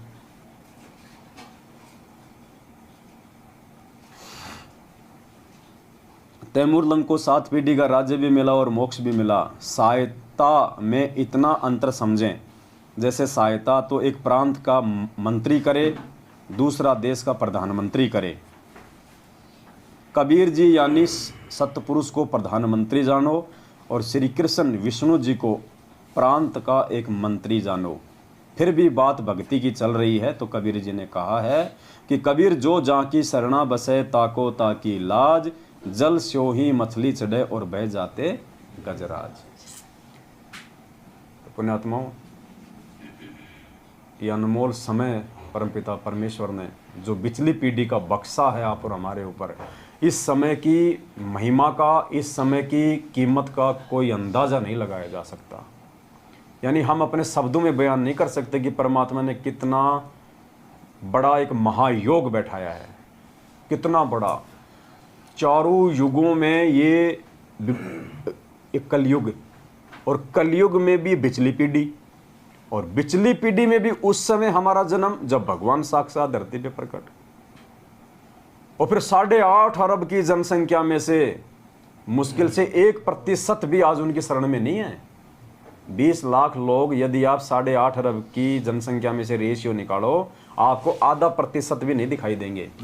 उन आधा प्रतिशत में हमारा नंबर, और उस आधा प्रतिशत में भी छटनी कर करके हमारा नंबर परमात्मा सतसेवकों में ले आए, और सतसेवकों में भी परमात्मा उस पोजीशन पे बैठा दिए कि हम अपनी गर्दन कटवा सकते हैं लेकिन सात संगतियों से दूर नहीं हो सकते। ये दुर्लभ योग है। इसलिए परमात्मा कहते हैं गुरुपद सेव बिरला कोई, जहां पे कृपा साहिब की होई। की जय। बंदी छोड़ सतगुरु रामपाल जी भगवान। तो सारी बातों का परमात्मा हमें एक ही निष्कर्ष निकालते हैं अंत में कि भाई हमने इस परमेश्वर के श्री चरण कमलों से दूर नहीं होना, चाहे कुछ भी हो जाए। संकट आज से पहले भी हमारे जीवन में बहुत आए हैं। गुरु जी के आने के बाद तो इतने मोटे संकट नहीं आएंगे और ना आ सकते। इतने मोटे मोटे संकट तो हमने, जब हम नाम उपदेशी नहीं थे, हमने अपने जीवन में झेले भाई। तो फिर आगे भक्ति में लगने के बाद उन छोटे मोटे संकटों से क्या डरना, क्या घबराना, काहे की लोक लाज, काहे की शर्मा शर्मी। परमात्मा कहते हैं लोक लाज मर्याद जगत की, तिनके जू तोड़ बगावे, जब कोई राम भगत गति पावे। तब जाके यहाँ से मुक्ति मिलेगी। और छोटी छोटी बातों को लेके हम भगवान से दूर हो जाएंगे, गुरुजी में दोष देखना शुरू कर देंगे, और आपस में भगत भाई बहनों में दोष देखना शुरू कर देंगे, एक दूसरे की टांग खींचेंगे, निंदा चुगली करेंगे, उसके पास बैठेंगे उसकी बुराई करेंगे, उसके पास बैठेंगे उसकी बुराई करेंगे। पुण्यात्माओं, ये पार होने के लक्षण नहीं है, ये गधे कुत्ते और सुअर बनने के लक्षण है। भगवान ने अगर किसी भगत को कह दिया कि ये मेरा प्रिय भगत है, अब हम सभी परमात्मा के हम प्रिय भगत ही है। अगर भगवान ने 8.5 अरब की जनसंख्या में से हम चंद गिनी चुनी आत्माओं को अपने शरण में लिया है, तो हम परमेश्वर की हम प्यारी आत्मा है। और परमात्मा की प्यारी आत्मा पे कोई उंगली उठाए बेवजह, देखो वजह पे तो अपने बाप को भी नहीं बख्शना चाहिए। परमात्मा कहते हैं ये सत का मार्ग है। परमात्मा कहते हैं पक्षा पक्षी के कारण है सब जग रहा बुलान। पक्षा पक्षी यानी पक्ष और विपक्ष के चक्कर में पड़ के पूरा मानव समाज दुखी या परेशान है। तो परमात्मा कहते हैं पक्षा पक्षी के कारण है सब जग रहा बुलान, और निष्पक्ष होके हरि भजय सोए संत सुजान। ज्ञानी भगत वो है जो पक्ष और विपक्ष से दूर हटके और निष्पक्ष भाव से बात करे। फिर परमात्मा कहते हैं कि सांचा शब्द कबीर का और प्रकट किया जग माही, और जैसे को तैसा कहे सो तो निंदा नाही। गलत को गलत कहना निंदा नहीं है। नकली संतों को 27 साल से हमारे भगवान बोलते आ रहे हैं, मालिक के दुश्मन, परमात्मा के बच्चों के दुश्मन, भगत समाज को नरक में डालने वाले काल के दूत। तो वो निंदा चुगली नहीं कर रहे, यथार्थता बता रहे हैं। परमात्मा हमें जगा रहे हैं। और 7 साल से सतलोक आश्रम मैनेजमेंट हरियाणा को, गुरुजी के परिवार को हम कह रहे हैं कि काल के दूत हैं, मर्यादा तुड़वा के भक्तों का सत्यानाश कर रहे हैं। गुरुजी के आदेशों की आड़ में भगत समाज को अपने धार्मिक धंधा बना के ये दुकानें खोल खोल के गांव गांव में लूट रहे हैं। तो हम उनकी निंदा नहीं कर रहे, हम यथार्थता बता रहे हैं, हम उनके प्रमाण दिखा रहे हैं, उनके जो कुकर्म है वो दिखा रहे हैं कि देखो 27 साल से भगवान ने जिन कुकर्मों को हमसे दूर करवाया, आज उन्हीं कुकर्मों में ये हमारे को धकेल रहे हैं। तो सच को सच कहना तो परमात्मा ने सिखाया है, वो निंदा चुगली में नहीं आता है। बाकी व्यर्थ में, देखा देखी में, या वैसे अपने स्वार्थ के वशीभूत होके यदि हम किसी भगत भाई बहन की व्यर्थ में निंदा चुगली करते हैं, तो पुण्यात्मा अगर उस भगत की आत्मा दुख पाएगी तो सीधी सी बात है उस परमात्मा की आत्मा दुख पाएगी। और जिसने परमात्मा की आत्मा दुखा दी, जिसने परमात्मा को जिसने दुखी कर दिया, तो परमात्मा कहते हैं जिन बातन से गुरु दुख पावे तिन बातों को दूर भगावे, अन्यथा वो परमात्मा वो सजा देगा। और सजा परमात्मा भी नहीं देगा, परमात्मा ने अपना एक विधान बना रखा है। लाइट जबरदस्ती किसी को नहीं मारती, लाइट तो फायदा देती है। आपकी मिक्सी चलाएगी, जूस बना के पियो, गेहूं पीसेगी, आटे की रोटी खाओ, आपका फ्रिज को ठंडा करेगी, बढ़िया बढ़िया दूध पियो, हैं, काजू शेक, बादाम शेक को ठंडा करके पियो। बिजली तो हमेशा लाभ देती है, लेकिन ज़बरदस्ती बिजली के हाथ लगाओगे नंगे तार के तो वो उठा के भी दूर पटकेगी। तो इसलिए परमात्मा कहते हैं कि राम किसी को मारे नहीं, मारे तो हत्यारा राम, अपने आप ही मर जाएंगे ये कर कर खोटे काम। तो पुण्यात्माओं, हमने सतगुरु की शरण में आने के बाद में उन खोटे कर्मों से दूर रहना है। परमात्मा ने कितना अच्छा भगत समाज तैयार कर दिया, हमें कितने भाई बहन दे दिए। आज हमारी सगी बहनों से प्यारी हमें अपनी गुरु बहनें हैं। हमारे सगे भाई से ज़्यादा बढ़ के विश्वास और प्रेम आज हमारे गुरु भाइयों में है। और हम आपस में यदि एक दूसरे की निंदा चुगली करेंगे तो हम अपनी आने वाली पीढ़ियों को, भगत समाज को हम क्या शिक्षा देके जा रहे हैं? क्योंकि ये कर्म हमारे रखे जाएंगे आगे। जैसे 650 साल पहले की सारी बातें अर्जुन सर्जुन की, मीरा की, धन्ना जी की, धर्मदास जी की, अर्जुन सर्जुन की, आज गुरु जी बता रहे हैं ना। काल भगवान तक के कुकर्मों को परमात्मा ने आंखों के सामने रख दिया। ब्रह्मा विष्णु महेश तक के कुकर्मों को परमात्मा ने आज उनकी जीवन हिस्ट्री में दिखा दिया। तो क्या हमारे छुप जाएंगे? और हमारे नहीं छुपेंगे और हम करेंगे तो हमारी क्या इज्जत रहेगी आने वाले समय में? हम तो खुद भक्ति मर्यादाओं से गिर के, उल्टे कर्म करके, भगवान को दुखी करके हम तो गधे कुत्ते सुअर बनेंगे सो बनेंगे। आने वाला भगत समाज भी हमारे को निंदा की दृष्टि से देखेगा, हमारे को हे दृष्टि से देखेगा, शेख तकी की तरह हमें देखेगा। तो पुण्यात्माओं, इन चीज़ों से बचो और साध संगतियों से जुड़ो, मैनेजमेंट से बाहर निकलो। ये नामदान संचालक, ये तुम्हारे कोऑर्डिनेटर, ये गुरु जी का परिवार, ये सब का सब काल का जाल है। समय रहते इनसे निकलो, साध संगति से जुड़ो। यहाँ आपको परमात्मा की सत भक्ति मिलेगी, यहाँ आपको मर्यादाओं के ऊपर दृढ़ विश्वास के साथ आगे बढ़ने की प्रेरणा मिलेगी। और ये साध संगति ही एकमात्र वो आध्यात्मिक मंच है जिसके माध्यम से परमात्मा अपने हीरों को पक्का करेगा, सतलोक ले जाने के लिए आत्माओं की छटनी करेगा परमात्मा यहाँ से। ये कैंपस प्लेसमेंट है। साल भर बच्चा स्कूल में पढ़ता है, कॉलेज में पढ़ता है, फिर बाहर की कंपनी आके जो कैंपस में जो प्लेसमेंट करती है, इंटरव्यू लेती हैं, जो अच्छे जो बच्चे होते हैं इंटेलिजेंट, उनको छांट के उनका सिलेक्शन करती है, उनको फिर अच्छी नौकरी देती है। तो परमात्मा ने सात संगतियों के माध्यम से अपनी आत्माओं की छटनी करनी है, उनको छांटना है। और परमात्मा ने अपने बच्चों को यहाँ से जो है भगत बनाना है। उनके अंदर भक्ति के गुण और वो लक्षण एक दूसरे भाई बहन को निमित्त बना के ज्ञान चर्चा के माध्यम से परमात्मा ने वो पैदा करने, वो भगत है, वो सपूत पैदा करने परमात्मा ने, वो सूरमा पैदा करने हैं। तो हम सभी सत्सेवक भाई बहनों की, आप सभी हमारे अन्य भाई बहनों से प्रार्थना है, विनती है कि आप सभी भाई बहन एक बार आप साथ संगतियों में आएँ, एक बार आप हमारे वीडियो देखना शुरू करें। अगर आपको लगता है कि हम गलत हैं, हम परमेश्वर के विधान के विपरीत कुछ बता रहे हैं या ऐसी कोई क्रिया हम कर रहे हैं जो परमेश्वर की इस ज्ञान के विपरीत है, खिलाफ है, तो बेशक आप जी हमारे वीडियो ना देखें, साथ संगतियों में ना आवें, लेकिन एक बार आप आवें। परमात्मा कहते हैं, कहे कबीर सोए जन मेरा, जो नीर खीर का करे निबेरा। आप जब तक नीर खीर का निबेरा नहीं करोगे, जब तक आप सच और झूठ को दोनों को नहीं देखोगे, नहीं पहचानोगे, आप कैसे निर्णय करोगे कि सच क्या है और झूठ क्या है? कोर्ट में एक जज होता है, उसको चाहे 2 साल तक, चाहे 50 तारीखें देनी पड़े, वो तब तक फैसला नहीं देता जब तक दोनों तरफ की बातों से संतुष्ट ना हो जाए कि दोषी कौन है और निर्दोष कौन है। तो तुम्हें तो हमारे वीडियो देखने से डराया जा रहा है कि साध संगत वालों के वीडियो देख लोगे, पवन के वीडियो देख लोगे, नाम खंड हो जाएगा। तुम्हें तो दूसरे पक्ष की जो किताब है उसको खोलने नहीं दिया जा रहा। तुम्हें तो केवल एक तरफा बातें ही तुम्हारे को जो है बताई जा रही है।